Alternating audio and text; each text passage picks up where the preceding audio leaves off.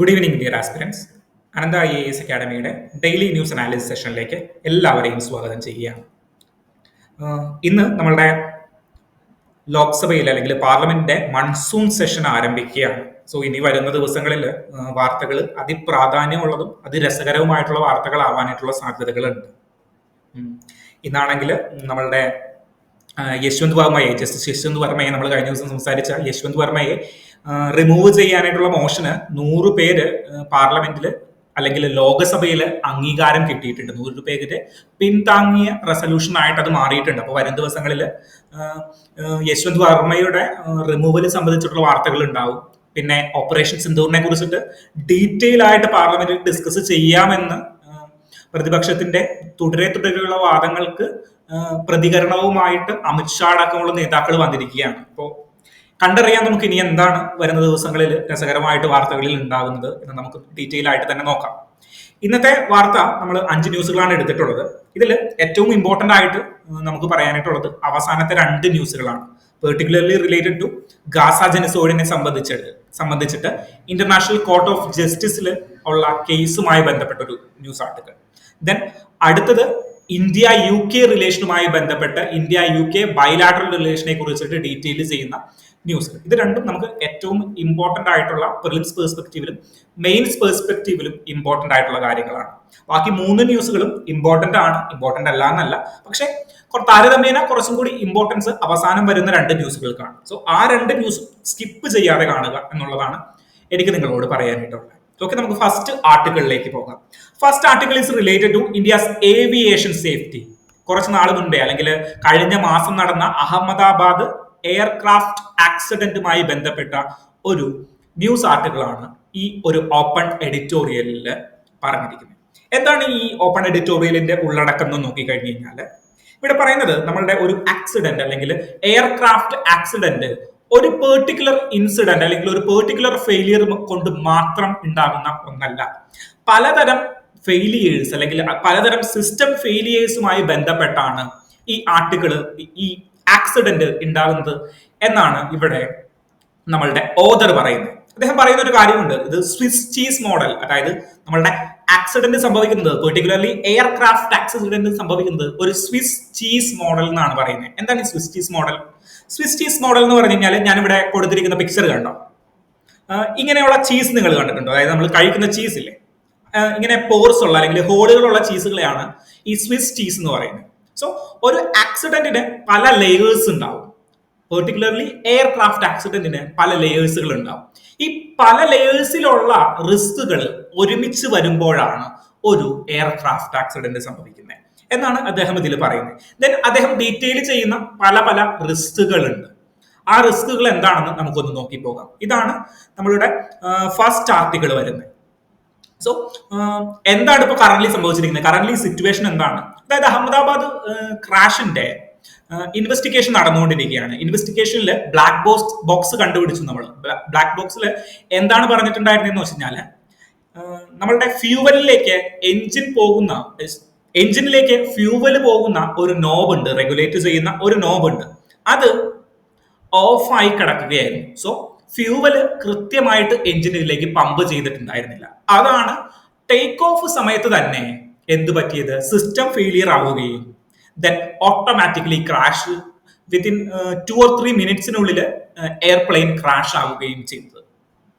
മനസ്സിലായോ? സോ അവിടെ ഒരു സിസ്റ്റം ഫെയിലിയർ നടന്നിട്ടുണ്ട്. അത് പല വാദങ്ങളും കോൺസ്പിറസി തിയറികളും എയറിലുണ്ട്. അത് നമ്മളുടെ പൈലറ്റിന്റെ പ്രശ്നം കൊണ്ടാണ്, അല്ലെങ്കിൽ പൈലറ്റ് മനഃപൂർവ്വം ചെയ്തതാണെന്ന് പറയുന്ന ഒരു കൂട്ടരുണ്ട്, അല്ലെങ്കിൽ നമ്മളുടെ ഇൻഫ്രാസ്ട്രക്ചർ, അതായത് ബോയിങ് വിമാനത്തിന്റെ ഇൻഫ്രാസ്ട്രക്ചറൽ ഫെയിലിയർ കൊണ്ടുണ്ടായ കാര്യമാണ് എന്ന് പറയുന്നതുണ്ട്. അപ്പൊ നമ്മളുടെ ഏവിയേഷൻ മിനിസ്റ്റർ തന്നെ പറഞ്ഞു, നിങ്ങൾ ഉടനെ ഒരു തീരുമാനത്തിലേക്ക് എത്തണ്ട, അതായത് കിട്ടിയിരിക്കുന്ന വാർത്തകളെ വെച്ചുകൊണ്ട് മാത്രം ഒരു തീരുമാനത്തിലേക്ക് എത്തരുത് എന്ന് ട്വീറ്റ് ചെയ്യുന്ന ഒരു അവസ്ഥ കൂടിയിട്ട് ഉണ്ടായിട്ടുണ്ട്. അതിന്റെ ബേസിസിലാണ് ഇങ്ങനെ ഒരു ആർട്ടിക്കിൾ കറന്റ് വന്നിരിക്കുന്നത്. നമുക്ക് ഡീറ്റെയിൽ ആയിട്ട് തന്നെ നോക്കാം. അതായത് ഇദ്ദേഹം ഈ സ്വിസ് മോഡൽ അല്ലെങ്കിൽ പലതരം റിസ്ക് ഫാക്ടറുകളെ കുറിച്ചിട്ട് ഇവിടെ പറയുന്നുണ്ട്. അദ്ദേഹം ആദ്യ ഭാഗത്ത് പറയുന്ന ഒരു ഏറ്റവും ഇമ്പോർട്ടന്റ് ആയിട്ടുള്ള ഒരു ഫാക്ടർ എന്ന് പറഞ്ഞു കഴിഞ്ഞാൽ ഒബ്സ്റ്റക്കിൾ ക്രൈസിസ് ആണ്. എന്താണ് ഈ ഒബ്സ്റ്റക്കിൾ ക്രൈസിസ്? അതായത് വിമാനത്തിന്റെ അല്ലെങ്കിൽ വിമാന താവളത്തിന്റെ പ്രാന്തപ്രദേശങ്ങളിൽ അല്ലെങ്കിൽ താവളത്തോട് ചേർന്ന് കിടക്കുന്ന പ്രദേശങ്ങളിൽ അനധികൃതമായിട്ട് എന്ത് വരികയാണ്, ബിൽഡിങ്ങുകൾ പടർന്നു പൊങ്ങുകയാണ്. അതായത് ഫോർ എക്സാമ്പിൾ കൊച്ചി വിമാനത്താവളത്തിന്റെ ചുറ്റും ഒരു എയർ സ്പേസ് ഉണ്ടല്ലോ, താഴ്ന്ന് ഇറങ്ങാനായിട്ടും അവിടെ നിന്ന് പറന്നുയരാനായിട്ടുമുള്ള എയർ സ്പേസ് ഉണ്ടല്ലോ. സോ അതുമായി ബന്ധപ്പെട്ടുള്ള സ്ഥലങ്ങൾ ഒരു സോൺ ആയിട്ട് നമ്മൾ പ്രഖ്യാപിക്കാറുണ്ട്. അതായത് കൊച്ചി വിമാനത്താവളത്തിന് ചുറ്റുമുള്ള സ്ഥലങ്ങൾ അല്ലെങ്കിൽ ഏതെങ്കിലും ഒരു വിമാനത്താവളത്തിന് ചുറ്റുമായിട്ടുള്ള സ്ഥലങ്ങൾ ഒരു ഫ്രീ സോൺ ആയിട്ട് നമ്മൾ പ്രഖ്യാപിക്കാറുണ്ട്. അവിടെ പലപ്പോഴും എന്താ ചെയ്യാറ്, പലപ്പോഴും കെട്ടിട നിർമ്മാണത്തിന് അനുമതി ലഭിക്കാറില്ല. ലഭിക്കുന്നുണ്ടെങ്കിൽ തന്നെ ഉയരം കുറഞ്ഞ കെട്ടിടങ്ങൾക്കായിരിക്കും പരമാവധി അനുമതി കൊടുക്കുക. പക്ഷെ ആ നിയമം ഇപ്പോ പയ്യെ ഡൈല്യൂട്ട് ചെയ്തുകൊണ്ടിരിക്കുകയാണ്. എന്താണ് പറയുന്നത്? അതായത് for example Mumbai air space എടുത്ത് നോക്കിക്കഴിഞ്ഞു കഴിഞ്ഞാൽ മോസ്റ്റ് ഹസാഡസ് ആണ്. അതിന് ചുറ്റും ഒരുപാട് കെട്ടിടങ്ങൾ, ഈവൻ 90 മീറ്റേഴ്സ് എബവ് ഉള്ള കെട്ടിടങ്ങൾ പോലും ഈ എയർ സ്പേസിൽ, മുംബൈ എയർ സ്പേസിന് ചുറ്റും, അതായത് മുംബൈ വിമാനത്താവളത്തിന് ചുറ്റും ഉയർന്നു പൊങ്ങിയിട്ടുണ്ട്. അതൊരു ക്രിട്ടിക്കൽ റിസ്ക് ഫാക്ടർ ആണ് നമുക്ക് പ്രൊവൈഡ് ചെയ്യുന്നത്. കാരണം എന്താണ്, ഉയർന്നു പൊങ്ങുമ്പോൾ എന്തെങ്കിലും ഒരു അപകടം ഉണ്ടായി കഴിഞ്ഞാൽ, ഫോർ എക്സാമ്പിൾ അഹമ്മദാബാദില് ഉയർന്നു പൊങ്ങി ഉടനെ പോയിട്ട് ഒരു ഇൻഫ്രാസ്ട്രക്ചറിൽ ഇടിക്കുകയാണ്, ഒരു ഹോസ്റ്റലിന്റെ മീതേക്ക് വന്ന് പതിക്കുകയാണ്. മനസ്സിലായോ? സോ അത് തൊട്ടടുത്ത് തന്നെ പണിയുന്നുണ്ട്. അത് പലപ്പോഴും നിയമവിരുദ്ധമായിട്ടും അല്ലെങ്കിൽ നിയമത്തിന്റെ ലൂപ്പ് ഹോളുകൾ ഐഡന്റിഫൈ ചെയ്തിട്ടുമാണ് അങ്ങനെ ചെയ്യുന്നത്. അതൊരു ഇമ്പോർട്ടന്റ് ക്രൈസിസ് ആണ് എന്നാണ് ഈ ഓതർ ഇവിടെ പറയുന്നത്. സോ അദ്ദേഹം മുംബൈയുടെ എക്സാമ്പിൾ ആണ് എടുത്ത് പറയുന്നത്. അതായത് 45 മീറ്റർ വരെയുള്ള കെട്ടിടങ്ങൾ മാത്രമേ 2005-8 കാലഘട്ടങ്ങളിൽ മുതൽ നമ്മൾ അലോ ചെയ്തിട്ടുണ്ടായിരുന്നു. പിന്നീട് 12 വർഷത്തേക്ക് NOC സർട്ടിഫിക്കറ്റ്, അതായത് നോൺ ഒബ്ജെക്ഷൻ, നിങ്ങൾക്ക് അവിടെ പണിയാം എന്ന് പറഞ്ഞിട്ട് ഒരു ഒബ്ജെക്ഷൻ സർട്ടിഫിക്കറ്റ് നമ്മൾ കൊടുത്തിട്ടുണ്ടായിരുന്നു. ദെൻ അദ്ദേഹം ചോദിക്കുന്നുണ്ട്, 12 വർഷത്തിന് ശേഷം ഈ 45-ൽ കൂടുതൽ ഉയരമുള്ള കെട്ടിടങ്ങൾ അവിടെ പണിയാൻ പറ്റില്ല എന്ന് നിങ്ങൾക്ക് അറിയുമ്പോൾ എങ്ങനെയാണ് നിങ്ങൾ ഈ 45 മീറ്റർ കെട്ടിടങ്ങൾക്ക് വേണ്ടിയിട്ട് അവിടെ അനുമതി കൊടുക്കുക? നോൺ ഒബ്ജെക്ഷൻ സർട്ടിഫിക്കറ്റ് നിങ്ങൾക്ക് എങ്ങനെയാണ് അവിടെ കൊടുക്കാനായിട്ട് സാധിക്കുക എന്നെല്ലാം അദ്ദേഹം ഡീറ്റെയിൽ ആയിട്ട് തന്നെ സംസാരിക്കുന്നുണ്ട്. സോ ഫസ്റ്റ് പ്രോബ്ലം എന്താണ്? ദ ഒബ്സ്റ്റക്കിൾ ക്രൈസിസ് ആണ്. ദെൻ സെക്കൻഡ്, അദ്ദേഹം ഇൻഫ്രാസ്ട്രക്ചറൽ ക്രൈസിസിനെ കുറിച്ചിട്ടാണ് പറയുന്നത്. അതായത് എയർക്രാഫ്റ്റിന്റെ ഡിസൈൻ, എയർക്രാഫ്റ്റിന്റെ വേർത്തിനെസ്, അതായത് ബോയിങ് പോലെയുള്ള വിമാനത്തിന് ഉണ്ടാകുന്ന സിസ്റ്റമാറ്റിക് ക്രൈസിസ്, അങ്ങനെയുള്ളതൊക്കെ ഐഡന്റിഫൈ ചെയ്യാനായിട്ട്, ഇങ്ങനെയുള്ള എയർക്രാഫ്റ്റിന്റെ സിസ്റ്റം ഡിസൈൻസ് ഒക്കെ അല്ലെങ്കിൽ എയർ വേർത്തിനെസസ് ഒക്കെ ഐഡന്റിഫൈ ചെയ്യാനായിട്ട് ഇന്ത്യയിലെ ഒരു പെർട്ടിക്കുലർ സിസ്റ്റം നമുക്കില്ല. അതായത് വെൽ എഫിഷ്യന്റ് ആയിട്ടുള്ള ടെക്നിക്കൽ ആയിട്ടുള്ള ഒരു സിസ്റ്റം ഇല്ല. നമ്മൾ മോസ്റ്റ്ലി റിലേ ചെയ്യുന്നത് US-നെയും യൂറോപ്പിനെയും ഒക്കെയാണ് ഇങ്ങനെയുള്ള സിസ്റ്റത്തിന്. ഈവൻ നമുക്ക് director general of civil aviation അല്ലെങ്കിൽ directorate general of civil aviation ഉണ്ടെങ്കിലും ഇവരുടെ ടെക്നിക്കൽ നോളജുകൾ, ടെക്നിക്കൽ കാപ്പബിലിറ്റീസ്, നോളജുകൾ ഉണ്ടാവാം. പക്ഷേ ഇതിനെ യൂസ് ചെയ്യേണ്ട ടെക്നിക്കാലിറ്റീസ്, ഇൻഫ്രാസ്ട്രക്ചറുകൾ ഇവർക്ക് കുറവാണ് when compared to USA and Europe. So ആ ഒരു ഇൻഫ്രാസ്ട്രക്ചറൽ ബാരിയേഴ്സ് അവിടെയുണ്ട്. എവിടെ? എയർക്രാഫ്റ്റിന്റെ ഡിസൈനിലും എയർക്രാഫ്റ്റിന്റെ എയർ വേർത്തിനെസ്സിലുമുള്ള സിസ്റ്റമാറ്റിക് ഇൻഫ്രാസ്ട്രക്ചറൽ ഡാമേജസ് അല്ലെങ്കിൽ ഇൻഫ്രാസ്ട്രക്ചറൽ കുറവുകൾ അവിടെയുണ്ട്. ഓക്കെ, ഹ്യൂമൻ കോസ്റ്റ് ഉണ്ട്. ഫോർ എക്സാമ്പിൾ നമ്മൾ നോക്കിക്കഴിഞ്ഞ് കഴിഞ്ഞാൽ മെയിൻ്റനൻസിന് വേണ്ടിയിട്ട്, ഹ്യൂമൻ കോസ്റ്റ് അല്ല, മെയിൻ്റനൻസിന് വേണ്ടിയിട്ടുള്ളതാണ് രണ്ടാമത്തെ കാര്യം. മെയിൻ്റനൻസ് എന്ന് പറഞ്ഞു കഴിഞ്ഞാൽ കാലത്തിനനുസൃതമായിട്ട് ഈ എയർക്രാഫ്റ്റുകൾ ചെക്ക് ചെയ്യുകയും അതിന് ഫിറ്റ്നസ് നൽകുകയും വേണം. അതിനു വേണ്ടിയിട്ട് ഇൻഡിപെൻഡന്റ് ആയിട്ട് സ്റ്റാഫുകളുണ്ട്, എയർക്രാഫ്റ്റ് മെയിൻ്റനൻസ് എഞ്ചിനീയേഴ്സ്. അതായത് ഓരോ എയർപോർട്ടും അല്ലെങ്കിൽ ഓരോ എയർലൈൻസും ഇൻഡിപെൻഡന്റ് ആയിട്ട് ഇവരെ കീപ്പ് ചെയ്യണം. സോ അവരുടെ ഒരു അഭാവം, അതായത് ടെക്നിക്കൽ ആയിട്ടുള്ള ആളുകൾ ഇത് ചെക്ക് ചെയ്യാനായിട്ട് ഉള്ള ഒരു അഭാവം അവിടെയുണ്ട്. So lack of personal is another important thing. മനസ്സിലായോ? സോ ലെസ് ക്വാളിഫൈഡ് ആയിട്ടുള്ള ആളുകളെ, കാരണം കോസ്റ്റ്, ഒരു വിമാന കമ്പനിക്ക് പ്രോഫിറ്റ് ഉണ്ടാക്കുക എന്ന് പറഞ്ഞു കഴിഞ്ഞാൽ വളരെ പാടുപെട്ടൊരു പണിയാണ്. നിങ്ങൾ വിമാന കമ്പനി ഓൺ ചെയ്യുന്ന ഒരാളെ സംബന്ധിച്ചിടത്തോളം, ഒരാളാണ് നിങ്ങളെങ്കിൽ നിങ്ങൾക്ക് പ്രോഫിറ്റ് ഉണ്ടാക്കുക എന്ന് പറഞ്ഞു കഴിഞ്ഞാൽ വളരെ പാടുപെട്ടുള്ള ഒരു പണിയാണ്, പ്രത്യേകിച്ച് ഇന്ത്യയിൽ. ഓക്കെ, സോ അവരെന്ത് ചെയ്യും? കോസ്റ്റ് കട്ട് ചെയ്യാനായിട്ട് ശ്രമിക്കും. സോ എങ്ങനെയുള്ള കാര്യങ്ങൾ, അതായത് റെഗുലർ മെയിൻ്റനൻസ് അവർ ചെയ്യാണ്ട്, അല്ലെങ്കിൽ റെഗുലർ മെയിൻ്റനൻസിന് വേണ്ടിയിട്ടുള്ള എഞ്ചിനീയേഴ്സിനെ, ക്വാളിഫൈഡ് ആയിട്ടുള്ള എഞ്ചിനീയേഴ്സിനെ അവർ സെലക്ട് ചെയ്യാണ്ട് അവരെന്ത് ചെയ്യും? അവർ കോസ്റ്റ് കട്ട് ചെയ്യും. ചിലപ്പോൾ ഓപ്പൺ മാർക്കറ്റിൽ നിന്ന് എടുക്കും, അല്ലെങ്കിൽ കോൺട്രാക്ട് ലേബേഴ്സിനെ എടുക്കും, ദെൻ ക്വാളിഫൈഡ് അല്ലാത്തവരെ എടുക്കും. സോ അത് ഒരു പ്രോബ്ലം ക്രിയേറ്റ് ചെയ്യും. സോ ദ ഫസ്റ്റ് പ്രോബ്ലം എന്തായിരുന്നു? ഒബ്സ്റ്റക്കിൾ ക്രൈസിസ് ആയിരുന്നു. നമ്മളുടെ എയർ സ്പേസിന് ചുറ്റുമുള്ള ഒബ്സ്റ്റക്കിളുകൾ അല്ലെങ്കിൽ ഡബിൾ സ്റ്റോറി ബിൽഡിങ്ങുകൾ, അതായിരുന്നു ഫസ്റ്റ് പ്രോബ്ലം അദ്ദേഹം ഐഡന്റിഫൈ ചെയ്തിട്ടുണ്ടായിരുന്നത്. ദെൻ ഇൻഫ്രാസ്ട്രക്ചറൽ പ്രോബ്ലം, അതായത് എയർക്രാഫ്റ്റിന്റെ ഡിസൈനിൽ ഉണ്ടാകുന്ന പ്രോബ്ലം, അത് അനലൈസ് ചെയ്യാൻ director general of civil aviation infrastructural capabilities ഇല്ലാത്ത പ്രോബ്ലം ആയിരുന്നു സെക്കൻഡ് ഐഡന്റിഫൈ ചെയ്തിട്ടുണ്ടായിരുന്നത്. ദെൻ തേർഡ് പ്രോബ്ലം എന്തായിരുന്നു? മെയിൻ്റനൻസ് സ്റ്റാൻഡേർഡ്സ്, അതായത് ഈക്വൽ ഇന്റർവെൽസിൽ നടത്തേണ്ട മെയിൻ്റനൻസുകൾ നമ്മൾ കൃത്യമായിട്ട് നടത്താതിരിക്കുക, അതിന് വേണ്ടിയിട്ടുള്ള എഞ്ചിനീയേഴ്സ് ഇല്ലാതിരിക്കുന്ന ഒരു അവസ്ഥ. ദെൻ ഫ്ലൈറ്റ് ക്രൂ ഇഷ്യൂസ്, അതായത് നമ്മളുടെ ഫ്ലൈറ്റ് ഓടിക്കുന്നവർ, അത് പൈലറ്റിന്റെയും ദെൻ ക്രൂ മെമ്പേഴ്സ്, ക്യാബിൻ ക്രൂവിന്റെയും മെന്റൽ സ്റ്റേറ്റ്. ക്യാബിൻ ക്രൂവിനെ ഇദ്ദേഹം പറയുന്നത്, ക്യാബിൻ ക്രൂവിനെ വെറും ഒരു ഹോസ്പിറ്റാലിറ്റി മാനേജേഴ്സ് മാത്രമായിട്ടാണ് പല എയർലൈൻസും കീപ്പ് ചെയ്യുന്നത്. അത് മാറണം. അവര് സേഫ്റ്റി എൻഷുർ ചെയ്യേണ്ട ആളുകളാണ്. അവരുടെ മേജർ ഇമ്പോർട്ടന്റ് ഹോസ്പിറ്റാലിറ്റി അല്ല, അവര് സേഫ്റ്റി ഇമ്പോർട്ടന്റ് ചെയ്യേണ്ട അല്ലെങ്കിൽ സേഫ്റ്റി എൻഷുർ ചെയ്യേണ്ട ആളുകളാണ്. ആര്?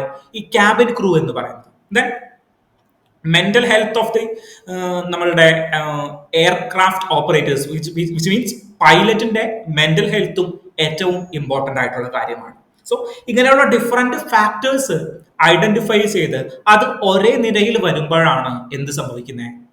ഒരു വിമാന അപകടം സംഭവിക്കുന്നത്. സോ ഒരാളെ മാത്രം നമുക്ക് ഒരു വിമാന അപകടത്തിൽ കുറ്റം പറയാനായിട്ട് സാധിക്കില്ല. കാരണം വിമാനം ഒരുപാട് പേരുടെ പ്രയത്നം മൂലം പറക്കുന്ന ഒരു സാധനമാണ്. വെറുതെ ഒരു എഞ്ചിനിൽ ഒരു പൈലറ്റും കയറി ഇരുന്ന് കഴിഞ്ഞാൽ വിമാനം പറക്കില്ല. സോ ഇതാണ് ഇദ്ദേഹം ഇവിടെ ഡീറ്റെയിൽ ആയിട്ട് ഡിസ്കസ് ചെയ്യുന്നത്. ഓക്കെ, സോ നമ്മൾ കഴിഞ്ഞ ദിവസം നമ്മളുടെ സിവിൽ ഏവിയേഷൻ മിനിസ്ട്രിയുടെ ഒരു ഹയറാർക്കിയെ കുറിച്ച് പറഞ്ഞിട്ടുണ്ടായിരുന്നു. സിവിൽ ഏവിയേഷൻ മിനിസ്ട്രി ഏറ്റവും ടോപ്പിൽ വരുന്നു. അതിന് താഴെ ആര് വരും? Director general of civil aviation വരും. അതിന് താഴെ ആരാണ്? അതിന് താഴെ ഡിഫറെന്റ് ബ്യൂറോസ് ഉണ്ട്, അല്ലെങ്കിൽ ഡിഫറെന്റ് ഡിപ്പാർട്ട്മെന്റുകൾ ഉണ്ട്. Air authority of India, AAI, അവരെന്താ ചെയ്യുക? Director general of civil aviation എന്താ ചെയ്യുക? അതായത് ടോട്ടൽ എയർപോർട്ടുകളുടെയും എയർ സേഫ്റ്റിയെ കുറിച്ചിട്ടുള്ള അപ്പെക്സ് ബോഡിയാണ് ഈ director general of civil aviation, അല്ലെങ്കിൽ directorate general of civil aviation. Okay, അതിന് താഴെ എയർ അതോറിറ്റി ഓഫ് ഇന്ത്യ ഉണ്ട്. എയർ അതോറിറ്റി ഓഫ് ഇന്ത്യ മനസ്സിലാക്കുക, എയർപോർട്ട് അതോറിറ്റി അല്ല, എയർ അതോറിറ്റി. എയർ അതോറിറ്റി എന്താ ചെയ്യുക? നമ്മളുടെ ട്രാഫിക്കുകൾ, എപ്പോ ഒരു വിമാനം പൊങ്ങണം അല്ലെങ്കിൽ ഏതൊക്കെ വിമാനങ്ങൾ ഇപ്പോൾ എയറിൽ ഉണ്ടാകണം എന്നതെല്ലാം നിയന്ത്രിക്കുന്നത് ആരാണ്? എയർ അതോറിറ്റി ഓഫ് ഇന്ത്യ ആണ്. ദെൻ എന്തെങ്കിലും ഒരു അപകടം നടന്നു കഴിഞ്ഞാൽ ആക്സിഡന്റിന് വേണ്ടിയിട്ട്, ആക്സിഡന്റൽ എൻക്വയറി നടത്താൻ വേണ്ടിയിട്ട് ഒരു ബ്യൂറോ ഉണ്ട്. അങ്ങനെ ഡിഫറെന്റ് ബ്യൂറോസ് അടങ്ങിയതാണ് നമ്മളുടെ ഈ സിവിൽ ഏവിയേഷൻ എന്ന് പറഞ്ഞു കഴിഞ്ഞാൽ. സോ ഈ ഓരോ ബ്യൂറോസിലും അല്ലെങ്കിൽ ഓരോ ഡിപ്പാർട്ട്മെന്റുകളിലും ഉണ്ടാകുന്ന പ്രശ്നങ്ങൾ, ഇപ്പോൾ ഇൻഫ്രാസ്ട്രക്ചർ റിലേറ്റഡ് ആയിട്ടാണെങ്കിൽ എവിടെയാ പ്രശ്നം? നമ്മുടെ ഡയറക്ടറേറ്റ് ജനറൽ ഓഫ് സിവിൽ ഏവിയേഷന്റെ കാപ്പബിലിറ്റി ഇല്ലായ്മ ഒരു പ്രശ്നമാണ്. ദെൻ മെയിൻ്റനൻസ് ഉറപ്പാക്കേണ്ടത് ആരാണ്? മെയിൻ്റനൻസ് ഉറപ്പാക്കേണ്ടതും ഈ DCGA തന്നെയാണ്, DGCA തന്നെയാണ്. Okay, then flight crew issues എല്ലാം മാനേജ് ചെയ്യേണ്ടത് air authority of India related ആയിട്ടുള്ള പ്രോബ്ലംസ് ആണ്. Then airport authority of India ഉണ്ട്. എയർപോർട്ട് അതോറിറ്റി ഓഫ് ഇന്ത്യ എന്താ ചെയ്യുന്നത്? എയർപോർട്ട് അതോറിറ്റി എന്ന് പറഞ്ഞു കഴിഞ്ഞാൽ എയർപോർട്ടിന് അകത്തെ പ്രശ്നങ്ങളെ ഹാൻഡിൽ ചെയ്യുക, അതായത് കാർഗോസ് റിലേറ്റഡ് ആയിട്ട്, സേഫ്റ്റി റിലേറ്റഡ് ആയിട്ട്. നിങ്ങൾ കേട്ടിട്ടുണ്ടോന്ന് അറിയില്ല, ചില സമയത്ത് ഈ എയർപോർട്ട് അതോറിറ്റി ഓഫ് ഇന്ത്യ നമ്മളുടെ ചില റിക്രൂട്ട്മെന്റുകൾ നടത്താറുണ്ട്. അതായത് അവരുടെ ഓപ്പറേഷൻസ് വേണ്ടിയിട്ട്, അതായത് നമ്മളുടെ ഫ്ലോർ ഓപ്പറേഷൻസിന് വേണ്ടിയിട്ട് ചില റിക്രൂട്ട്മെന്റുകൾ നടത്താറുണ്ട്. മോസ്റ്റ് ഓഫ് ദ ടൈം അവർ ഓപ്പൺ മാർക്കറ്റിൽ നിന്ന് തന്നെയാണ് ഈ റിക്രൂട്ട്മെന്റുകൾ നടത്തുന്നത്. ചിലപ്പോൾ നിങ്ങൾ പത്രങ്ങളിലൊക്കെ കണ്ടാവും. അത് എയർപോർട്ട് അതോറിറ്റി ഓഫ് ഇന്ത്യ ആണ്. ട്രാഫിക് നിയന്ത്രിക്കുന്നത് ആരാണ്? എയർ അതോറിറ്റി ഓഫ് ഇന്ത്യ ആണ്. മനസ്സിലായോ? മാറിപ്പോകരുത്. അപ്പൊ അങ്ങനെയാണ് അതിന്റെ ഒരു സിസ്റ്റം വർക്ക് ചെയ്യുന്നത്. സോ സിസ്റ്റത്തിന്റെ ഫെയിലിയർ ആണ് ഇവിടെ ആക്സിഡന്റ് സംഭവിക്കുന്നത് എന്നാണ് ഇദ്ദേഹം പറയുന്നത്. ഓക്കെ, അങ്ങനെയാണെങ്കിൽ നമുക്ക് നെക്സ്റ്റ് ആർട്ടിക്കിളിലേക്ക് പോകാം. നെക്സ്റ്റ് ആർട്ടിക്കിളും ഒരു ഓപ്പൺ എഡിറ്റോറിയൽ തന്നെയാണ്. ആർട്ടിഫിഷ്യൽ ഇന്റലിജൻസ് റിലേറ്റഡ് ആയിട്ട് വരുന്ന ഒരു ഓപ്പൺ എഡിറ്റോറിയൽ. അതായത് 2023-2026 ആർട്ടിഫിഷ്യൽ ഇന്റലിജൻസിന്റെ ലീഡർഷിപ്പ് അല്ലെങ്കിൽ ആർട്ടിഫിഷ്യൽ ഇന്റലിജൻസിന്റെ സബ്മിറ്റ് നടക്കുന്നത് ഇന്ത്യയിലാണ്. സോ ഇന്ത്യ ആർട്ടിഫിഷ്യൽ ഇന്റലിജൻസിന്റെ കാര്യത്തിൽ എങ്ങനെയാണ് റീഫ്രെയിം ചെയ്യുന്നത് അല്ലെങ്കിൽ എങ്ങനെയാണ് നമ്മൾ ഇനി മുന്നോട്ടേക്ക് പോകുന്നത് എന്നാണ് ഇനി ഈ ആർട്ടിക്കിൾ ഡിസ്കസ് ചെയ്യാൻ പോകുന്നത്. ഓക്കെ, ഈ ആർട്ടിക്കിളിന്റെ ഒരു ആകെ തുക സെക്കൻഡ് പാരഗ്രാഫിൽ നമുക്ക് കാണാനായിട്ട് പറ്റും. അതായത് ഇന്ത്യ ഒരു ആർട്ടിഫിഷ്യൽ ഇന്റലിജൻസിന്റെ പോളിസി ഫ്രെയിം ചെയ്യുമ്പോൾ നമുക്ക് 2018 ഒരു പോളിസി ഉണ്ട്. പോളിസി എന്ന് പറയാനായിട്ട് മാത്രമേ നമുക്കുള്ളൂ. കൃത്യമായിട്ട് ഒരു ലോയോ കാര്യങ്ങളോ നമുക്ക് പെർട്ടിക്കുലർലി ആർട്ടിഫിഷ്യൽ ഇന്റലിജൻസുമായി ബന്ധപ്പെട്ട് ഇല്ല. സോ നമ്മൾ ഒരു പോളിസി ഫ്രെയിം ചെയ്യുമ്പോൾ അല്ലെങ്കിൽ നമ്മളുടെ ഒരു വിഷൻ ഫ്രെയിം ചെയ്യുമ്പോൾ നമ്മൾ 3 കാര്യങ്ങളാണ് നമ്മൾ ഫോക്കസ് ചെയ്യേണ്ടത്. അത് ഈ തേർഡ് പാരഗ്രാഫിൽ ഇദ്ദേഹം പറയുന്നുണ്ട്. ഒന്ന്, ഇൻക്ലൂസീവ് ഗ്രോത്ത്, എല്ലാവരെയും ഉൾക്കൊള്ളിച്ചുകൊണ്ട് ഉള്ള ഒരു ഗ്രോത്ത് ആയിരിക്കണം. Then development, then environment. 3 കാര്യങ്ങളാണ് അദ്ദേഹം പറയുന്നത്. ഒന്ന്, ഇൻക്ലൂസീവ് ഗ്രോത്ത് ആയിരിക്കണം. ദെൻ രണ്ടാമത്തേന്ന് പറഞ്ഞു കഴിഞ്ഞാൽ ഇംപ്രൂവ്മെന്റ് ഇൻ ഡെവലപ്മെന്റ് ആയിരിക്കണം, improve development and protect the planet. ഇദ്ദേഹം പറയുന്നത് പ്രൊട്ടക്ട് ദ പ്ലാനറ്റ് ആണ്. മൂന്നാമത്തെ കാര്യം എന്താണ്? എൻവിറോൺമെന്റ് ആണ്. ഈ 3 സ്ട്രാറ്റജിയിൽ ഊന്നിക്കൊണ്ടായിരിക്കണം നമ്മളുടെ ആർട്ടിഫിഷ്യൽ ഇന്റലിജൻസിന്റെ പോളിസീസ് ഫ്രെയിം ചെയ്യേണ്ടത്. സോ നിങ്ങൾക്കൊരു മെയിൻസ് ക്വസ്റ്റ്യൻ കിട്ടുകയാണ്, എങ്ങനെയാണ് ആർട്ടിഫിഷ്യൽ ഇന്റലിജൻസിന്റെ പോളിസീസ് ഫ്രെയിം വർക്ക് ചെയ്യുക, എന്തായിരിക്കണം നമ്മളുടെ വിഷൻ എന്ന് പറയുമ്പോൾ നമ്മൾ ഏറ്റവും ഇമ്പോർട്ടന്റ് ആയിട്ടുള്ള 3 കാര്യങ്ങൾ എന്തിലാണ് പോകുന്നത്? ഒന്ന്, ഇൻക്ലൂസീവ് ഗ്രോത്ത്. രണ്ടാമത്തെ കാര്യം എന്ന് പറയുന്നത് ഡെവലപ്മെന്റിന് വേണ്ടിയിട്ട്. ഡെവലപ്മെന്റിന് വേണ്ടിയിട്ട് നമ്മൾ എന്തൊക്കെ ആഡ് ചെയ്യും?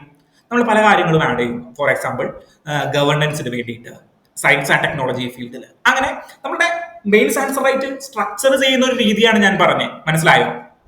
അതായത് ആർട്ടിഫിഷ്യൽ ഇന്റലിജൻസിനെ കുറിച്ചിട്ടൊരു ചോദ്യം വന്നു കഴിഞ്ഞാൽ, അതിന്റെ വിഷനെ കുറിച്ചിട്ടൊരു ചോദ്യം വന്നു കഴിഞ്ഞാൽ നമുക്ക് സിംപിളി ഈ ആർട്ടിക്കിളിൽ നിന്ന് ഉത്തരം എഴുതി കൂടെ. എന്തൊക്കെയാണ് 3 കാര്യങ്ങൾ? ഒന്നാമത്തെ കാര്യം നമ്മളുടെ ഇൻക്ലൂസീവ് ഗ്രോത്ത്, സാധാരണക്കാർക്ക് വേണ്ടിയിട്ടും ആർട്ടിഫിഷ്യൽ ഇന്റലിജൻസ് പ്രവർത്തിക്കണം. രണ്ടാമത്തെ കാര്യം എന്താണ്? നമ്മളുടെ ഇംപ്രൂവ്മെന്റ് ഇൻ ഡെവലപ്മെന്റ് ഇംപ്രൂവ് ചെയ്യണമെങ്കിൽ എന്ത് ചെയ്യണം? അതായത് കറന്റ് ഗവർണൻസ് കൃത്യമായിട്ട് വർക്ക് ചെയ്യണം, ഗവർണൻസ് കൃത്യമായിരിക്കണം, പോളിസി ഡിസ്പാച്ച്മെന്റ് കൃത്യമായിരിക്കണം, ദെൻ എല്ലാവർക്കും എഡ്യൂക്കേഷൻ കിട്ടണം, ഹെൽത്ത് കിട്ടണം. അങ്ങനെ മാത്രമേ നമ്മൾ ഡെവലപ്മെന്റിലേക്ക് എത്തുകയുള്ളൂ. സോ ആ കാര്യങ്ങളെല്ലാം നമുക്ക് അവിടെ സ്റ്റേറ്റ് ചെയ്യാം. ദെൻ സയൻസ് ആൻഡ് ടെക്നോളജി, അങ്ങനെയുള്ള ഡിഫറെന്റ് കാര്യങ്ങൾ നമുക്ക് ഈ ഡെവലപ്മെന്റിന്റെ അടിയിൽ കൊണ്ടുവരാം. ദെൻ മൂന്നാമത്തെ പോയിന്റ് എന്താണ്? എൻവിറോൺമെന്റ്. 21ാം നൂറ്റാണ്ടിന്റെ ക്രൈസിസുകളിൽ ഏറ്റവും ഇമ്പോർട്ടന്റ് ആയിട്ടുള്ള ക്രൈസിസ് ആണ് environment, protect the planet. So ആ ഒരു ആസ്പെക്ട് കൂടിയിട്ട് നമ്മളുടെ ആൻസറുകളിൽ നമ്മൾ എഴുതണം. ഓക്കെ, സോ നമുക്ക് നമ്മളുടെ ഈ ആർട്ടിഫിഷ്യൽ ഇന്റലിജൻസുമായി ബന്ധപ്പെട്ടിട്ട് എങ്ങനെയാണ് അതിന്റെ ലോകത്തുള്ള ഇംപ്രൂവ്മെന്റുകൾ എന്ന് ആദ്യം നമുക്ക് നോക്കാം. അതിനുശേഷം നമ്മളുടെ എന്തെങ്കിലും ഗ്ലോബൽ ബെസ്റ്റ് പ്രാക്ടീസസുകൾ എന്തെങ്കിലും ഉണ്ടോ എന്ന് നമുക്ക് നോക്കിയിട്ട് നമുക്ക് ഈ ഒരു ഡിസ്കഷൻ അവസാനിപ്പിക്കാം. ഓക്കെ, നമുക്കറിയാം നമ്മളുടെ ഈ ആർട്ടിഫിഷ്യൽ ഇന്റലിജൻസുമായിട്ട് നമ്മൾ അടുത്തിടപഴകിയിട്ട് കുറച്ച് നാളുകളെ ആവുന്നുള്ളൂ. കാരണം 3-4 വർഷം മാക്സിമം ആവുന്നുള്ളൂ. ഓക്കെ, സോ ഒരു 2017-18 കാലം മുതലാണ് ആർട്ടിഫിഷ്യൽ ഇന്റലിജൻസ് വലിയൊരു സംഭവമായിട്ട് ലോകത്ത് ആകമാനം വന്നത്. ഇന്ന് നമ്മളുടെ വീടുകളിലേക്കും നമ്മളുടെ ഫോണുകളിലേക്കും എത്തിയിരിക്കുകയാണ്. സോ ഇതൊരു ഡ്രാസ്റ്റിക് ചേഞ്ച് ആണ്. ഇനി നമുക്ക് ചാറ്റ് GPT ഇല്ലാണ്ട് അല്ലെങ്കിൽ പെർപ്ലക്സിറ്റി AI ഇല്ലാണ്ടൊന്നും നമുക്ക് ചിലപ്പോൾ ജീവിക്കാനായിട്ട് പറ്റിയെന്ന് വരില്ല. സോ ഇതിനെ തടഞ്ഞു നിർത്തുന്നതിൽ അർത്ഥമില്ല. ആദ്യമായിട്ട് ലോകത്ത് ഒരു ആർട്ടിഫിഷ്യൽ ഇന്റലിജൻസിന്റെ സേഫ്റ്റിക്ക് വേണ്ടിയിട്ട് ഒരു സമ്മിറ്റ് നടത്തുന്നത്, അതായത് ആളുകൾ, ഗവൺമെന്റ് ഓർഗനൈസേഷനുകൾ ഒരുമിച്ച് കൂടിയിട്ട് ഒരു ഉച്ചകോടി നടത്തുന്നത് 2023 UK ബ്ലെച്ച്ലി സമ്മിറ്റ് അല്ലെങ്കിൽ ബ്ലെച്ച്ലി ഡിക്ലറേഷൻ എന്നാണ് ഇത് ആദ്യമായിട്ട് അറിയപ്പെടുന്നത്. Bletchley declaration on artificial safety അല്ലെങ്കിൽ AI സേഫ്റ്റിയുമായി ബന്ധപ്പെട്ട് ബ്ലെച്ച്ലി വാക്ക് എന്ന് പറഞ്ഞു കഴിഞ്ഞാൽ എവിടെയാണ്? UK യുണൈറ്റഡ് കിങ്ഡത്തിലാണ്, ഇംഗ്ലണ്ടിലാണ് അങ്ങനെ ഒരു സ്ഥലമുള്ളത്. സോ അവിടെ വെച്ച് നമ്മുടെ ലോകരാജ്യത്തിലെ ആളുകളെല്ലാം കൂടിയിരുന്നിട്ട് AI സേഫ്റ്റിക്ക് വേണ്ടിയിട്ട് എന്ത് ചെയ്യാൻ പറ്റും എന്ന് സംസാരിച്ചു. അതിനെയാണ് പറയുന്നത് ബ്ലെച്ച്ലി ഡിക്ലറേഷൻ അല്ലെങ്കിൽ ബ്ലെച്ച്ലി സബ്മിറ്റ് എന്ന് പറയുന്നത്. സോ 2023 ഈ ഒരു ഈ ഒരു സബ്മിറ്റ് നടക്കുന്നത്. ഇതാണ് ലോകത്തിലെ എല്ലാ രാജ്യങ്ങളും കൂടിയിട്ട് അല്ലെങ്കിൽ പ്രമുഖ രാജ്യങ്ങൾ, 28ഓളം major countries including European union അടക്കമുള്ള 28 കൺട്രീസ് ബ്ലെച്ച്ലിയിൽ ഒരുമിച്ച് കൂടുകയുണ്ടായി. എന്തിനു വേണ്ടിയിട്ടാണ്? AI സേഫ്റ്റി എന്ന് പറയുന്ന ഒരു പ്രോട്ടോകോൾ അല്ലെങ്കിൽ AI സേഫ്റ്റിക്ക് വേണ്ടിയിട്ട് നമുക്ക് എന്ത് ചെയ്യാനായിട്ട് പറ്റും. സോ അവിടെ പ്രധാനമായിട്ടും നോക്കിക്കൊണ്ടിരുന്നത് നമ്മളുടെ ഈ സേഫ്റ്റി മെഷേഴ്സ് എങ്ങനെയായിരിക്കണം, അല്ലെങ്കിൽ അതുമായി ബന്ധപ്പെട്ട റിസ്കുകളെ നമ്മൾ എങ്ങനെ ഐഡന്റിഫൈ ചെയ്യണം, അതുമായി ബന്ധപ്പെട്ട കാര്യങ്ങളായിരുന്നു ഈ ബ്ലെച്ച്ലി ഡിക്ലറേഷനിൽ നമ്മൾ കൂടുതലായിട്ട് പഠിച്ചത്. ദെൻ ഇതിന് വേണ്ടിയിട്ട് ഇൻക്ലൂസീവ് ഗ്രോത്തും അല്ലെങ്കിൽ ഇൻക്ലൂസീവ് ഡെവലപ്മെന്റിലേക്ക് വേണ്ടിയിട്ട് നമ്മൾ ആർട്ടിഫിഷ്യൽ ഇന്റലിജൻസ് എങ്ങനെ യൂസ് ചെയ്യണം, അങ്ങനെയുള്ള കാര്യങ്ങൾ അവിടെ ഡീറ്റെയിൽ ആയിട്ട് ഡിസ്കസ് ചെയ്തിട്ടുണ്ടായിരുന്നു. ദെൻ അതിനുശേഷം ആ സമ്മേളനം പിരിഞ്ഞു. രണ്ടാമത്തെ ഇമ്പോർട്ടൻറ്റ് സമ്മേളനം വരുന്നത് നമ്മളുടെ പാരീസിൽ നടന്ന പാരീസ് സമ്മിറ്റിലാണ്. അതായത് 2025 ഫെബ്രുവരി, ഈ കഴിഞ്ഞ ഫെബ്രുവരിയിൽ നടന്ന Paris summit on world AI യിലാണ് രണ്ടാമത്തെ ഇമ്പോർട്ടൻറ്റ് സമ്മിറ്റ് വരുന്നത്.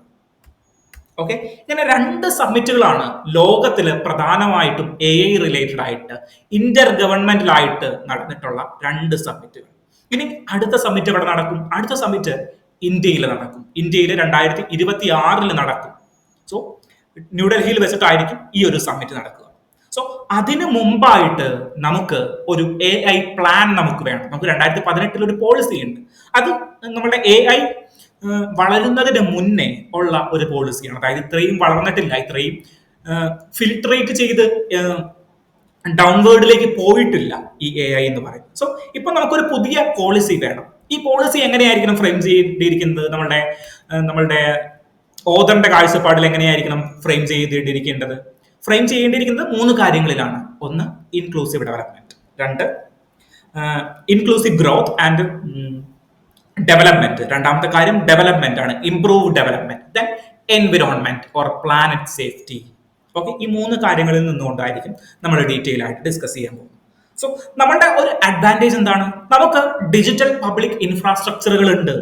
ഒരു ഡിജിറ്റൽ പബ്ലിക് ഇൻഫ്രാസ്ട്രക്ചറിനെ പറഞ്ഞേ, ഡിജിറ്റൽ പബ്ലിക് ഇൻഫ്രാസ്ട്രക്ചറിന്റെ ഒരു എക്സാമ്പിൾ പറഞ്ഞേ. എന്താണ് digital public infrastructure? For example Aadhaar അല്ലെങ്കിൽ UPI പേയ്മെന്റ് സിസ്റ്റം. അതായത് UPI payment system, unified payment interface. നമ്മളിപ്പോ ഗൂഗിൾ പേ ചെയ്യില്ലേ, അത് ഏത് സിസ്റ്റത്തിലൂടെ പോകുന്നത്? UPI പേയ്മെന്റ് ആയിട്ടാണ് പോകുന്നത്. സോ UPI എന്ന് പറയുന്നത് നമ്മളുടെ ഇന്ത്യ ഗവൺമെന്റ് കണ്ടുപിടിച്ച, national payment corporation of India കണ്ടുപിടിച്ച ഒരു സിസ്റ്റമാണ് പേയ്മെന്റുകൾ ചെയ്യാനായിട്ട്. അങ്ങനെ ഗവൺമെന്റിന് ഈ ഡിജിറ്റലി ചെയ്യാൻ പറ്റുന്ന ഇൻഫ്രാസ്ട്രക്ചറുകളെയാണ് ഡിജിറ്റൽ പബ്ലിക് ഇൻഫ്രാസ്ട്രക്ചർ എന്ന് പറയുന്നത്. മനസ്സിലായോ? ഇപ്പൊ ഒരു കെട്ടിടം, ഒരു 2 നില കെട്ടിടം ഇൻഫ്രാസ്ട്രക്ചർ ആണെന്ന് നമുക്കറിയാലോ. അതേപോലെ ഡിജിറ്റലി നമ്മൾ മെയ്ഡ് ചെയ്തെടുക്കുന്ന നമ്മളുടെ ഇൻഫ്രാസ്ട്രക്ചറുകളെയാണ്, അല്ലെങ്കിൽ നമ്മളുടെ അസറ്റുകളെയാണ് നമ്മൾ എന്ത് പറയുന്നത്? Digital public infrastructure. For example Aadhaar ഒരു ഡിജിറ്റൽ പബ്ലിക് ഇൻഫ്രാസ്ട്രക്ചർ ആണ്. കാരണം എന്താ? ഇന്ത്യയിലെ എല്ലാ ജനങ്ങളുടെയും ഡാറ്റ ഡിജിറ്റലി, ഈവൻ കണ്ണിന്റെയും കൈയിന്റെയും ഇംപ്രഷൻ അടക്കം ഡിജിറ്റലി സേവ് ചെയ്തിട്ടുണ്ട്. വേറൊരു എക്സാമ്പിൾ പറഞ്ഞ ഡിജിറ്റൽ പബ്ലിക് ഇൻഫ്രാസ്ട്രക്ചറിന്റെ ഇവൻ ഡയറക്റ്റ് ബെനിഫിറ്റ് ട്രാൻസ്ഫർ, അതായത് എല്ലാവർക്കും ബെനിഫിറ്റ് അല്ലെങ്കിൽ പൈസ കൃത്യമായി ബാങ്ക് അക്കൗണ്ടുകളിലേക്ക് എത്തിക്കുന്നു. സോ ബാങ്കുകളുടെ ഒരു പ്രവർത്തനം നമുക്ക് വേണമെങ്കിൽ ഡിജിറ്റൽ പബ്ലിക് ഇൻഫ്രാസ്ട്രക്ചർ ആയിട്ട് കണക്കാക്കാം. സോ ഇങ്ങനെയുള്ള കാര്യങ്ങളിൽ ഇന്ത്യ വളരെ മുന്നോട്ടെത്തിയിരിക്കുകയാണ്. മനസ്സിലായോ? സോ നമുക്ക് ഈ ഒരു കുതിച്ചുചാട്ടം എന്തിലും യൂട്ടിലൈസ് ചെയ്യാം? ആർട്ടിഫിഷ്യൽ ഇന്റലിജൻസിന്റെ കാര്യത്തിലേക്കും യൂട്ടിലൈസ് ചെയ്യാനായിട്ട് പറ്റും. ഓക്കെ, സോ എന്താണ് സജഷൻസ്? എന്താണ് അദ്ദേഹം പറയുന്നത്? അതായത് ഇങ്ങനെ ഒരു കുതിച്ചാട്ടം നടത്താനായിട്ട് എന്തൊക്കെയാണ് സജഷൻസ് ചെയ്യേണ്ടത്? 1, മെഷറബിൾ ആയിട്ടുള്ള കാര്യങ്ങൾ ആദ്യം ചെയ്യണം. ഫോർ എക്സാമ്പിൾ 12 മാസത്തിനുള്ളിൽ ഒരു ഗോൾ ക്രിയേറ്റ് ചെയ്തിട്ട്, അതായത് മെഷറബിൾ, നമുക്ക് ചെയ്യാൻ പറ്റുന്ന കാര്യങ്ങൾ നമ്മൾ ഐഡന്റിഫൈ ചെയ്തിട്ട് അത് ആദ്യം ചെയ്യണം. ആക്ഷനബിൾ പ്ലെഡ്ജസുകൾ നമ്മൾ എടുക്കണം. ദെൻ ഇത് കൃത്യമായിട്ട് ഉറപ്പാക്കുന്നതിന് വേണ്ടിയിട്ട് പബ്ലിക് അക്കൗണ്ടബിലിറ്റീസ് നമ്മൾ നടത്തണം. ദെൻ രണ്ടാമത്തെ എന്താണ്? പ്രയോറിറ്റൈസ് ദ ഗ്ലോബൽ സൗത്ത്, അതായത് ഗ്ലോബൽ സൗത്തിനെയും ഇതിലേക്ക് ഇൻക്ലൂഡ് ചെയ്യണം. ഓക്കെ, ഇന്ത്യ ഗ്ലോബൽ സൗത്തിന്റെ ഒരു ലീഡറാണ്. നമ്മളുടെ മോദി കഴിഞ്ഞ മാസം അല്ലെങ്കിൽ കഴിഞ്ഞ ആഴ്ചകളിൽ എവിടെയായിരുന്നു? ഗ്ലോബൽ സൗത്തിലായിരുന്നു. 5 കൺട്രീസ് വിസിറ്റ് ചെയ്തു എന്ന് ഞാൻ പറഞ്ഞു. ഓക്കെ, സോ നമ്മൾ ഗ്ലോബൽ സൗത്തിന്റെ ഒരു ലീഡർ ആകുമ്പോൾ ഇവർക്ക് എല്ലാവർക്കും AI ഉൾപ്പെടെയുള്ള കാര്യങ്ങളിൽ സേഫ്റ്റിയും സർവീസും പ്രൊവൈഡ് ചെയ്യേണ്ടത് ആരുടെ ഉത്തരവാദിത്തമാണ്? നമ്മളുടെ ഉത്തരവാദിത്വമാണ്. അത് എന്തിലേക്ക് ലീഡ് ചെയ്യും? ഇംപ്രൂവ് ഡെവലപ്മെന്റ്, നമ്മളുടെ രണ്ടാമത്തെ പോയിന്റിലേക്ക് അത് ലീഡ് ചെയ്യും. Then common safety standards. എങ്ങനെയാണ്? റിസ്കുകൾ ഉണ്ടാവുമല്ലോ AI ബന്ധപ്പെട്ടിട്ട്. എന്തിലാണ് നമ്മൾ ചർച്ച ചെയ്തേ? ബ്ലെച്ച്ലി സമ്മിറ്റിലാണ്, 2023 ബ്ലെച്ച്ലി സമ്മിറ്റിലാണ് നമ്മൾ ഡീറ്റെയിൽ ആയിട്ട് അത് ഡിസ്കസ് ചെയ്തേ. സോ ഈ കോമൺ സേഫ്റ്റി സ്റ്റാൻഡേർഡ്സ് നമ്മൾ കൊണ്ടുവരണം. ദെൻ എന്താണ് മിഡിൽ പാത്ത് റെഗുലേഷൻ. അതായത് 2025 നമ്മളുടെ പാരീസ് സമ്മിറ്റില്, Paris AI summit, world AI സമ്മിറ്റിന്റെ പാരീസിലെ വേർഷനിൽ എന്താ സംഭവിച്ചതെന്ന് വെച്ച് കഴിഞ്ഞാൽ ചൈനയും അമേരിക്കയും ഈ ഒരു എഗ്രിമെന്റ് ഒപ്പുവെച്ചില്ല. അതായത് ചൈന അതിൽ നിന്ന് പിന്മാറി, ചൈനയല്ല US അതിൽ നിന്ന് പിന്മാറി, UK അതിൽ നിന്ന് പിന്മാറി. ചൈനയുടെ ചില പ്രത്യേക കാരണങ്ങൾ കൊണ്ടാണ് അത് പിന്മാറാതെ, അതായത് അവരുടെ സേഫ്റ്റി, പ്രൈവസി അങ്ങനെയുമായി ബന്ധപ്പെട്ട പല കാര്യങ്ങളിലുള്ള തർക്കങ്ങൾ മൂലമാണ് US-ഉം UK-യും ഈ ഒരു എഗ്രിമെന്റിൽ നിന്ന് പിന്മാറിയത്. സോ ഇവരെ രണ്ടുപേരെയും ഉൾക്കൊള്ളിച്ചുകൊണ്ട് ഒരു മിഡിൽ പാത്ത് ആയിരിക്കണം നമ്മൾ എന്തിലെടുക്കേണ്ടത്. നമ്മൾ പുതിയ ഒരു AI വിഷൻ നമ്മൾ ക്രിയേറ്റ് ചെയ്യുമ്പോൾ 2026 പെർട്ടിക്കുലർലി അവിടെ ഒരു വിഷൻ നമ്മൾ ക്രിയേറ്റ് ചെയ്യാനായിട്ട് ഉദ്ദേശിക്കുന്നുണ്ടെങ്കിൽ അവിടെ നമ്മൾ ഉൾക്കൊള്ളേണ്ടത് ഈ രണ്ട് പ്രോബ്ലംസും അക്യുമുലേറ്റ് ചെയ്തുകൊണ്ട് ഒരു മിഡിൽ പാത്ത് ആയിരിക്കണം. Okay, then avoid fragmentation. അത് ഇതിന്റെ ഒരു എക്സ്റ്റൻഷൻ തന്നെയാണ്. അതായത് US ചൈന റിലേറ്റഡ് ആയിട്ടുള്ള രണ്ട് ചേരികളായി തിരിഞ്ഞുകൊണ്ട് നിന്ന് കഴിഞ്ഞ് കഴിഞ്ഞാൽ ലോകത്തിന്റെ AI ടെക്നോളജീസിന്റെ ഡിവിഡന്റ് നമുക്ക് എടുക്കാനായിട്ട് സാധിക്കുകയില്ല. സോ ഒരു ബ്രോഡ് സ്കോപ്പില് നമ്മൾ എല്ലാ സ്റ്റേക്ക് ഹോൾഡേഴ്സിനെയും ഇൻക്ലൂസീവ് ആയി കണ്ടുകൊണ്ട് വേണം നമ്മൾ എന്ത് ക്രിയേറ്റ് ചെയ്യാനായിട്ട്, റെഗുലേഷൻസും ഫോർമുലാസും ക്രിയേറ്റ് ചെയ്യാനായിട്ടാണ് എന്നാണ് ഈ ആർട്ടിക്കിൾ പ്രത്യേകമായിട്ട് പറയുന്നത്. ഓക്കെ, സോ ഒരു ഐഡിയ മനസ്സിലാക്കുക എങ്ങനെയാണ് AI ഉണ്ടായത്. AIക്ക് വേണ്ടിയിട്ട് ലോകത്ത് 2 സബ്മിറ്റുകൾ ഇതുവരെ നടന്നിട്ടുണ്ട്. അതായത് ഇന്റർ ഗവൺമെന്റൽ ബോഡീസ് ഒരുമിച്ച് കൂടിയിട്ട് 2 സബ്മിറ്റുകൾ നടന്നിട്ടുണ്ട്. ഒന്ന് ബ്ലെച്ച്ലി സബ്മിറ്റ്, ബ്ലെച്ച്ലി UK-യിൽ നടന്ന സബ്മിറ്റ്. രണ്ടാമത് പാരീസിൽ നടന്ന സബ്മിറ്റ്. ഇനി അടുത്തത് ഇന്ത്യയിൽ നടക്കാൻ പോവുകയാണ്. വാർത്തകളിൽ ഈ വർഷത്തിന്റെ അവസാനമാകുമ്പോൾ ഒരുപാട് ന്യൂസുകൾ ഇതുമായി ബന്ധപ്പെട്ട് വരും. ഓക്കെ, സോ ഇന്ത്യയിൽ നടക്കാൻ പോകുമ്പോൾ നമ്മൾ എന്ത് ചെയ്യണം? നമ്മൾ ഒരു വിഷൻ ക്രിയേറ്റ് ചെയ്യണം. വിഷൻ എല്ലാവരെയും ഇൻക്ലൂഡ് ആയിരിക്കണം. Which means inclusive development, inclusive growth, then development. രണ്ടാമത്തെ ഡെവലപ്മെന്റ് പല കാര്യങ്ങളിലും. ദെൻ എന്താണ്? എൻവിറോൺമെന്റിനെ പ്രൊട്ടക്ട് ചെയ്തുകൊണ്ടിരിക്കണം. എൻവിറോൺമെന്റിനെ എങ്ങനെയാണ് AI ബാധിക്കുന്നത്? അതായത് AI ജനറേറ്റ് ചെയ്യാനായിട്ട്, അതായത് ലാർജ് ലാംഗ്വേജ് മോഡലുകൾ ആയി കഴിഞ്ഞ് കഴിഞ്ഞാലും ഈ മെഷീൻ ലേണിംഗ് അടക്കമുള്ള കാര്യങ്ങൾ പ്രവർത്തിക്കാനായിട്ട് ഒരുപാട് ഇലക്ട്രിസിറ്റി വേണം. ഫോർ എക്സാമ്പിൾ, നിങ്ങൾ കഴിഞ്ഞ ദിവസത്തെ സാം ആൾട്ട്മാന്റെ, അതായത് നമ്മളുടെ ഓപ്പൺ AIയുടെ CEO ആയിട്ടുള്ള സാം ആൾട്ട്മാന്റെ ഒരു ട്വീറ്റ് ഉണ്ടായിരുന്നു. ട്വീറ്റ് ഭയങ്കര വൈറലായി. കാരണം ഒരു കസ്റ്റമർ അദ്ദേഹത്തിനോട് ചോദിക്കുകയാണ്, ഞങ്ങൾ ChatGPT-യിൽ താങ്ക് യു ChatGPT എന്ന് ടൈപ്പ് ചെയ്തുമ്പോൾ അത് ChatGPT റിപ്ലൈ തരാനായിട്ട് ഉള്ള ടൈപ്പ് ഇപ്പോൾ നമ്മൾ ChatGPT-യിൽ താങ്ക് യു ChatGPT എന്ന് പറഞ്ഞ് ടൈപ്പ് ചെയ്ത് കൊടുത്തു. അപ്പോൾ യു ആർ വെൽക്കം എന്നോ അങ്ങനെ എന്തെങ്കിലുമൊക്കെ പറഞ്ഞിട്ട് ChatGPT നമ്മളോട് തിരിച്ചു പറയും. ഈ ഒരു താങ്ക് യു കൊണ്ട് മാത്രം, അതായത് മനുഷ്യരൊരു താങ്ക് യു അയക്കുന്നത് കൊണ്ട് മാത്രം ഒരുപാട് ഇലക്ട്രിസിറ്റി ഈ ഒരു റിട്ടേൺ മെസ്സേജ് ജനറേറ്റ് ചെയ്യാനായിട്ട് യൂസ് ചെയ്തുകൊണ്ടിരിക്കുകയാണ്. സോ ഒരുപാട് അനാവശ്യമായിട്ടുള്ള ഇലക്ട്രിസിറ്റി ഇങ്ങനെയുള്ള മെസ്സേജുകൾ ക്രിയേറ്റ് ചെയ്യാനായിട്ട്, ഇങ്ങനെയുള്ള മെസ്സേജുകൾ ജനറേറ്റ് ചെയ്യാനായിട്ട് യൂസ് ചെയ്തുകൊണ്ടിരിക്കുകയാണ്. So that's A problem. അതായത് ഈ ആർട്ടിഫിഷ്യൽ ഇന്റലിജൻസും ലാർജ് ലാംഗ്വേജ് മോഡലുകളെല്ലാം ഒരുപാട് ഇലക്ട്രിസിറ്റി കൺസ്യൂം ചെയ്യുകയാണ്. കാരണം ഇതിന്റെ എല്ലാം സിസ്റ്റം സ്റ്റോർ ചെയ്തിരിക്കുന്നത് എവിടെയാണ്? ഏതെങ്കിലും ഒരു വലിയ ഉള്ളിലായിരിക്കും. ഇത് പ്രവർത്തിക്കണമെങ്കിൽ എന്ത് വേണം? ഇലക്ട്രിസിറ്റി വേണം. ഓക്കെ, സോ ഈ ഇലക്ട്രിസിറ്റി ഒരുപാട് യൂസ് ചെയ്യും. അതായത് നമ്മളൊരു ഗൂഗിൾ സെർച്ച് ചെയ്യുമ്പോൾ യൂസ് ചെയ്യുന്ന ഇലക്ട്രിസിറ്റിയുടെ ഒരുപാട് മടങ്ങ് വേണം നമ്മളൊരു ജനറേറ്റീവ് മോഡലിനോട് അല്ലെങ്കിൽ ലാർജ് ലാംഗ്വേജ് മോഡലിനോട് ഒരു ഉത്തരം ചോദിച്ചിട്ട് അതിന് ഉത്തരം കിട്ടാനായിട്ട്. കാരണം പ്രോസസ്സിംഗ് ടൈം കൂടുതലാണ്. ആ സമയത്തിനുള്ളിൽ എല്ലാ ഇൻഫോർമേഷൻസും ഗ്യാദർ ചെയ്ത് പ്രോസസ്സ് ചെയ്ത് നമുക്ക് റീ എമിറ്റ് ചെയ്യണം. ഓക്കെ, സോ ടൈം കുറവാണ്, പ്രോസസ്സിംഗ് പവർ കൂടുതലാണ്. സോ എനർജി ഒരുപാട് യൂട്ടിലൈസ് ചെയ്യും. അത് ഒരു എൻവിറോൺമെന്റൽ കൺസേൺ ആയിട്ട് നമുക്ക് പറയാനായിട്ട് സാധിക്കും. ഓക്കെ, സോ എങ്ങനെയാണ് ഒരു ടൈപ്പ് ചെയ്ത് കഴിഞ്ഞ് കഴിഞ്ഞാൽ ഒരു ഉത്തരം കിട്ടുന്നതെന്ന് മനസ്സിലായല്ലോ. ഒരുപാട് എനർജി കൺസ്യൂം ചെയ്തിട്ടാണ്. അപ്പൊ നിങ്ങൾ ഒരു എൻവിറോൺമെന്റ് ആളാണെങ്കിൽ നിങ്ങൾ എന്ത് ചെയ്യും? നിങ്ങൾ ഒരുപാട് ChatGPT യൂസ് ചെയ്യില്ല. ഓക്കെ, സോ അങ്ങനെ ഒരു കാലമൊന്നും നമുക്ക് പോസിബിൾ അല്ലായിരുന്നു. നിങ്ങൾ എന്ത് ചോദിച്ചു കഴിഞ്ഞാലും ChatGPT അടുത്തേക്കാണ് പോകുന്നത്, അല്ലെങ്കിൽ പെർപ്ലക്സിറ്റി AIയുടെ അടുത്തേക്കാണ് നമ്മൾ പോകുന്നത്. സോ അതിന് നമ്മൾ എങ്ങനെ യൂസ് ചെയ്യണം? എഫക്റ്റീവ്ലി യൂസ് ചെയ്യണം. അതിന് വേണ്ടിയിട്ടുള്ള ഒരു ഫ്രെയിം വർക്ക് കൂടിയിട്ട് നമ്മൾ ക്രിയേറ്റ് ചെയ്യണം. ഇനി ഒരൊറ്റ ഗ്ലോബൽ ബെസ്റ്റ് പ്രാക്ടീസസ് കൂടി പറഞ്ഞിട്ട് ഞാൻ ഈ ഒരു സെഷൻ എൻഡ് ചെയ്യാണ്. ഈ ഒരു ടോപ്പിക് നമ്മൾ എൻഡ് ചെയ്യാണ്. ഒരു ഗ്ലോബൽ ബെസ്റ്റ് പ്രാക്ടീസ് ഉണ്ട്. ലോകത്ത് ആദ്യമായിട്ട് ആർട്ടിഫിഷ്യൽ ഇന്റലിജൻസിന് വേണ്ടിയിട്ട് ഒരു നിയമം പാസ്സാക്കിയത് ആരാണെന്ന് അറിയാവോ? നിയമം പാസ്സാക്കിയത് യൂറോപ്യൻ യൂണിയൻ ആണ്. യൂറോപ്യൻ യൂണിയനിന്റെ AI ആക്ട് ആണ് ആർട്ടിഫിഷ്യൽ ഇന്റലിജൻസിന്റെ സേഫ്റ്റിക്ക് വേണ്ടിയിട്ടും ആർട്ടിഫിഷ്യൽ ഇന്റലിജൻസ് റെഗുലേറ്റ് ചെയ്യുന്നതിന് വേണ്ടിയിട്ടും ഒരു നിയമം പാസ്സാക്കിയിട്ടുണ്ട്. അവരെന്ത് ചെയ്തു എന്ന് വെച്ച് കഴിഞ്ഞാല് 4 ലെവലില് ഈ ആർട്ടിഫിഷ്യൽ ഇന്റലിജൻസ് ഉണ്ടാക്കുന്ന റിസ്കുകളെ അനലൈസ് ചെയ്തു. എനിക്ക് തോന്നുന്നു ഈ നിയമം വരുന്നത് 2021 22 ആണ് ഈ ഒരു നിയമം വരുന്നത്. സോ യൂറോപ്യൻ യൂണിയൻ എന്ത് ചെയ്തു എന്ന് പറഞ്ഞു കഴിഞ്ഞാൽ 4 ലെവലില് ആർട്ടിഫിഷ്യൽ ഇന്റലിജൻസ് ഉണ്ടാക്കുന്ന റിസ്കുകളെ അനലൈസ് ചെയ്തു. ഒന്നാമത്തെ ലെവൽ എന്ന് പറഞ്ഞു കഴിഞ്ഞാൽ പ്രിവെന്റബിൾ റിസ്ക്, അതായത് ഒരു കാരണവശാലും ഈ റിസ്കുകളുള്ള ആർട്ടിഫിഷ്യൽ ഇന്റലിജൻസിനെ നമ്മൾ അക്സെപ്റ്റ് ചെയ്യുകയില്ല.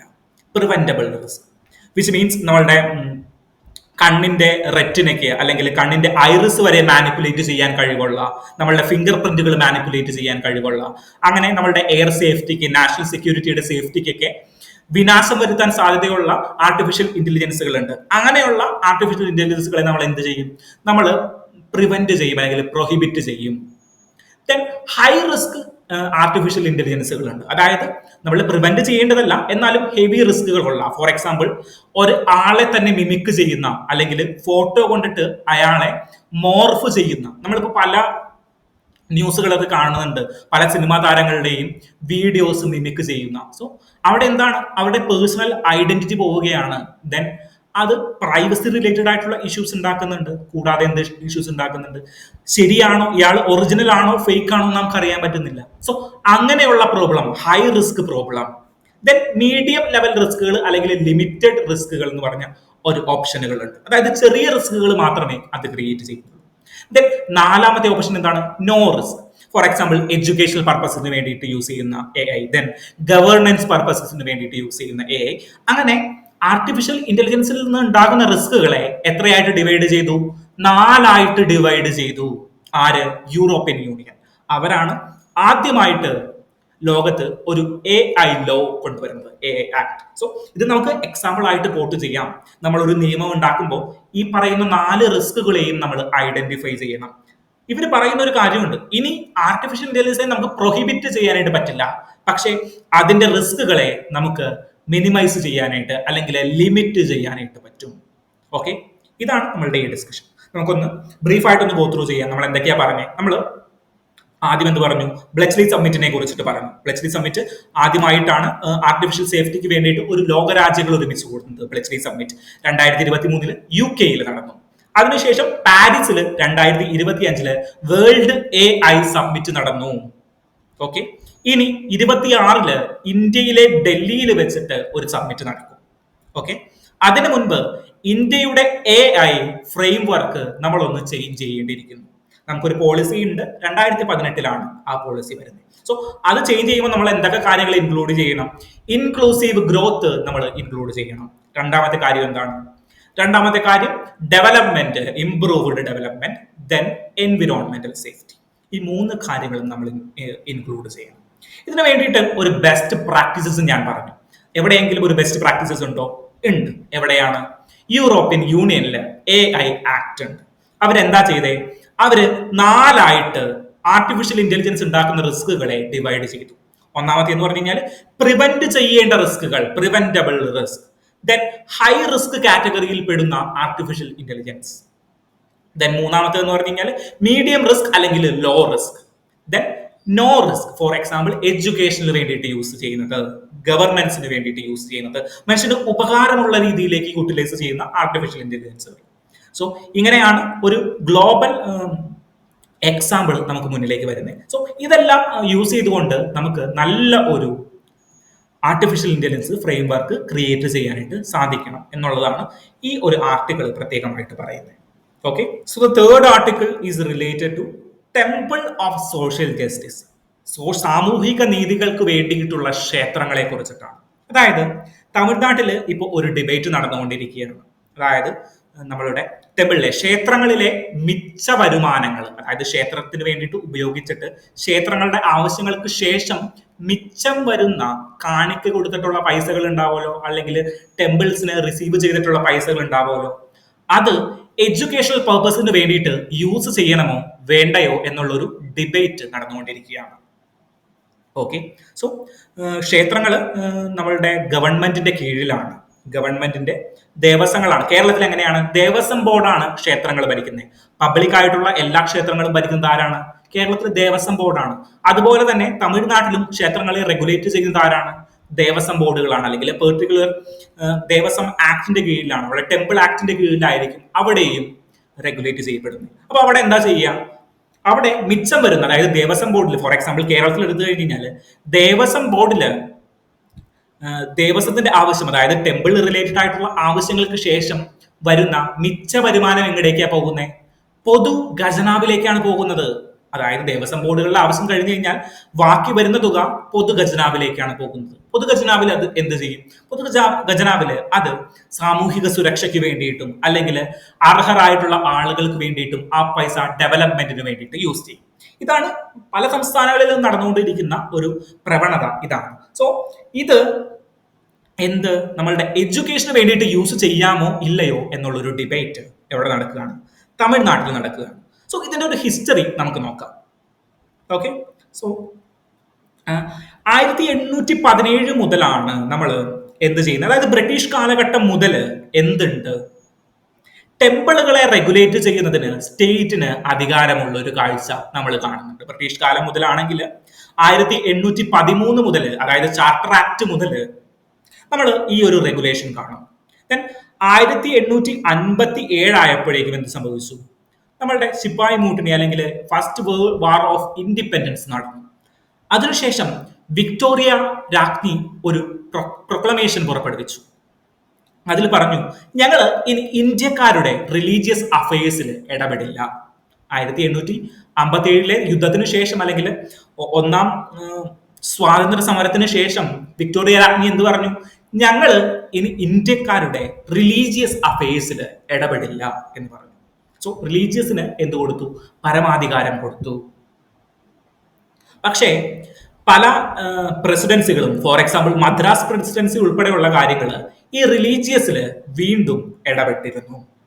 ഓക്കെ, അവര് റിലീജിയസ് ഇൻസ്റ്റിറ്റ്യൂഷനുകളെ റെഗുലേറ്റ് ചെയ്യാനായിട്ടും അവിടെയുള്ള ഫണ്ടുകൾ എന്തിനു വേണ്ടിയിട്ട്? എഡ്യൂക്കേഷണൽ പർപ്പസിന് വേണ്ടിയിട്ടും എല്ലാം യൂട്ടിലൈസ് ചെയ്തു പോന്നിരുന്നു. ഇപ്പോൾ തിരുവിതാംകൂറിന്റെ കാര്യം എടുത്തു കഴിഞ്ഞാൽ തിരുവിതാംകൂറിലെ പ്രധാന വരുമാനം എന്തായിരുന്നു? തിരുവിതാംകൂർ രാജാവിന്റെ പ്രധാന വരുമാനം എന്തായിരുന്നു? പത്മനാഭൻ സ്വാമി ക്ഷേത്രവും അതുമായി ബന്ധപ്പെട്ട വരുമാനങ്ങളായിരുന്നു അവരെ കൂടുതൽ സമൃദ്ധിയിലേക്ക് നയിച്ചത്. ആ ഫണ്ട് അവർ അവിടെ തന്നെ വെക്കുകയാണോ ചെയ്തത്? ഇല്ല. അവര് അവിടെ എഡ്യൂക്കേഷണൽ ഇൻസ്റ്റിറ്റ്യൂഷനുകൾ പണിതു, പാലങ്ങൾ പണിതു, റെയിൽവേ കൊണ്ടുവന്നു. അങ്ങനെ ഇൻഫ്രാസ്ട്രക്ചർ രീതിയിലുള്ള ഒരുപാട് ഇൻവെസ്റ്റ്മെന്റുകൾ ആര് ചെയ്തു? തിരുവനന്തപുരത്തെ രാജാക്കന്മാർ ചെയ്തിട്ടുണ്ടായിരുന്നു ഇതിനു മുന്നേ. ഓക്കെ, അതുപോലെ തമിഴ്നാട്ടിലും പല സ്ഥലങ്ങളിലും ഇങ്ങനെയുള്ള ഇത് ചെയ്തിട്ടുണ്ടായിരുന്നു. ദെൻ പോസ്റ്റ് ഇൻഡിപെൻഡന്റ് ഹിസ്റ്ററിയിലേക്ക് വന്നു കഴിഞ്ഞപ്പോഴും ടെമ്പിളുകളിൽ നിന്നുള്ള അധികാരങ്ങൾ, അല്ലെങ്കിൽ ടെമ്പിളിന്റെ വരുമാനം എഡ്യൂക്കേഷന് വേണ്ടിയിട്ട് യൂസ് ചെയ്യാം എന്ന് ഉള്ള ഒരു ക്ലോസ് വന്നു. അതായത് ടെമ്പിൾ ആക്ടില്, അല്ലെങ്കിൽ 1959 ആക്ടിലെ സെക്ഷൻ 39 പ്രകാരം സർപ്ലസ് ഫണ്ട്, അതായത് മിച്ച വരുമാനം, ഈ മിച്ച വരുമാനം എന്തിന് യൂസ് ചെയ്യാം? ജനറൽ പർപ്പസ് എന്ന് പറഞ്ഞു കഴിഞ്ഞാൽ സാമൂഹിക ക്ഷേമത്തിന് വേണ്ടിയിട്ട് യൂട്ടിലൈസ് ചെയ്യാനായിട്ടുള്ള അധികാരം കൊടുത്തു. സോ ഈ അധികാരം പണ്ട് മുതലേ ഉണ്ടായിരുന്നു എന്നാണ് ഈ പെർട്ടിക്കുലർ ആർട്ടിക്കിൾ പറയുന്നത്. അതായത് നമ്മളുടെ ചോള എംപയേഴ്സിന്റെ കാലമാണെങ്കിലും ദെൻ പാണ്ഡവന്റെ കാലഘട്ടങ്ങളിലാണെങ്കിലും മൊത്തം രാജാക്കന്മാരുടെ കാലഘട്ടങ്ങളിൽ ഈ ടെമ്പിൾ എന്ന് പറയുന്നത് ഒരു എഡ്യൂക്കേഷണൽ ഏരിയ കൂടിയായിരുന്നു. ഒരു റിലീജിയസ് പ്ലേസ് മാത്രമല്ല, അവിടെ ആളുകൾ വരികയും പുതിയ അറിവുകൾ നേടുകയും ചെയ്യും. ആ അറിവുകൾക്ക് വേണ്ടിയിട്ടാണ്, അങ്ങനെയുള്ള അറിവുകൾ പരിപോഷിക്കുന്നതിന് വേണ്ടിയിട്ടാണ് പല രാജ്യങ്ങളും അല്ലെങ്കിൽ പല രാജാക്കന്മാരും ഒരുപാട് കോൺട്രിബ്യൂഷനുകൾ ഈ ടെമ്പിൾസിന് വേണ്ടിയിട്ട് കൊടുത്തിട്ടുണ്ട് എന്നാണ് ഇവിടെ പറയുന്നത്. സോ ആരാണ് അങ്ങനെ ചെയ്തിട്ടുണ്ടായിരുന്ന ഒരാൾ? ചോള എംപയേഴ്സിന്റെ പല രാജാക്കന്മാരും ഇങ്ങനെയുള്ള ടെമ്പിളുകളെ വികസിപ്പിക്കാനായിട്ട് ഒരുപാട് ഫണ്ട് കൊടുത്തത് ഈ എഡ്യൂക്കേഷനുകളിൽ ഇൻവെസ്റ്റ് ചെയ്യാൻ വേണ്ടിയിട്ടാണ്. ഓക്കെ, സോ ഇപ്പോ നമ്മൾ ഇങ്ങനെ ഒരു ഡിബേറ്റിന്റെ ആവശ്യമില്ല. കാരണം പണം, ദൈവത്തിന് എന്തിനാണ് പണം എന്ന് പലരും ചോദിക്കുമ്പോഴും ടെമ്പിൾസിന്റെ മിച്ച വരുമാനം നമുക്ക് നമ്മളുടെ നല്ല കാര്യങ്ങൾക്ക് വേണ്ടിയിട്ട് യൂട്ടിലൈസ് ചെയ്യാൻ വേണ്ടി തന്നെ ആയിരിക്കണം എന്നുള്ളൊരു പക്ഷമാണ് ഈ ഒരു ആർട്ടിക്കിൾ പറയുന്നത്. സോ സോഷ്യൽ ജസ്റ്റിസ്, സാമൂഹിക നീതിക്ക് വേണ്ടിയിട്ട് അത് യൂട്ടിലൈസ് ചെയ്യണം. ഓക്കെ, ഇവിടെ നമ്മൾ ഒരു കാര്യം ഇമ്പോർട്ടന്റ് ആയിട്ട് പഠിക്കണം. അതാണ് socio religious movements in south India. South ഇന്ത്യയിലെ സാമൂഹിക മതപരമായിട്ടുള്ള മൂവ്മെന്റുകൾ എന്തിനു വേണ്ടിയിട്ടാണ് സാമൂഹികവുമായും മതപരവുമായിട്ടുള്ള ഉന്നമനത്തിന് വേണ്ടിയിട്ടുള്ള സാമൂഹിക പരിഷ്കരണ പ്രസ്ഥാനങ്ങളെ കുറിച്ചിട്ട് നമ്മൾ പഠിക്കണം. ഓക്കെ, കേരളത്തിന്റെ ചില സാമൂഹിക പരിഷ്കരണ പ്രസ്ഥാനങ്ങളെ കുറിച്ചിട്ട് നമുക്കറിയാം. എന്താണ്? ഫോർ എക്സാമ്പിൾ SNDP, അല്ലെങ്കിൽ ശ്രീനാരായണ ധർമ്മ പരിപാലന യോഗം. ആരാണ്? ശ്രീനാരായണ ഗുരുവിന്റെ നേതൃത്വത്തിൽ. അങ്ങനെ ഇന്ത്യയിലെ പലരെയും നമുക്കറിയാം. ആരെയൊക്കെ അറിയാം? ബ്രഹ്മ സമാജ് നമുക്കറിയാം, ആര്യ സമാജ് നമുക്കറിയാം, പ്രാർത്ഥനാ സമാജ് നമുക്കറിയാം. പിന്നെ കേരളം ഭ്രാന്താലയമാണെന്ന് ഒരാൾ പറഞ്ഞിട്ടുണ്ടായിരുന്നല്ലോ, ആരാണത്? സ്വാമി വിവേകാനന്ദൻ. ഇവരെയൊക്കെ നമുക്കറിയാം. പക്ഷെ തമിഴ്നാട്ടിൽ പെർട്ടിക്കുലറിലായിട്ട് 1, 2, 3 എന്തുണ്ട്? പ്രധാനമായിട്ടും രണ്ട് സോഷ്യൽ റിലീജിയസ് മൂവ്മെന്റുകൾ നടന്നിട്ടുണ്ട്. ആ 2 മൂവ്മെന്റുകളെയും ഈ ഒരു ആർട്ടിക്കിളിൽ പ്രസ്താവിച്ചിട്ടുണ്ട്. അത് നമുക്കൊന്ന് നോക്കി പോണം. ഏതാണ്? ഒന്ന്, ജസ്റ്റിസ് മൂവ്മെന്റ്. ജസ്റ്റിസ് മൂവ്മെന്റ് എന്ന് പറഞ്ഞു കഴിഞ്ഞാൽ മലയാളത്തിൽ എന്താണ്? നീതിക്ക് വേണ്ടിയിട്ടുള്ള മൂവ്മെന്റ്. 20th സെഞ്ചുറിയിൽ, പ്രത്യേകിച്ച് 1900 മുതലുള്ള കാലഘട്ടങ്ങളിലാണ് നീതിക്ക് വേണ്ടിയിട്ട് തമിഴർ നേരിടുന്ന റിലീജിയസ് അട്രോസിറ്റിക്ക് എതിരെ, ബ്രാഹ്മണ ആധിപത്യത്തിനെതിരെ ജസ്റ്റിസ് മൂവ്മെന്റ് എന്നുള്ള രീതിയിൽ ഒരു മൂവ്മെന്റ് സംഘടിപ്പിക്കുന്നത്. ആരാണ്?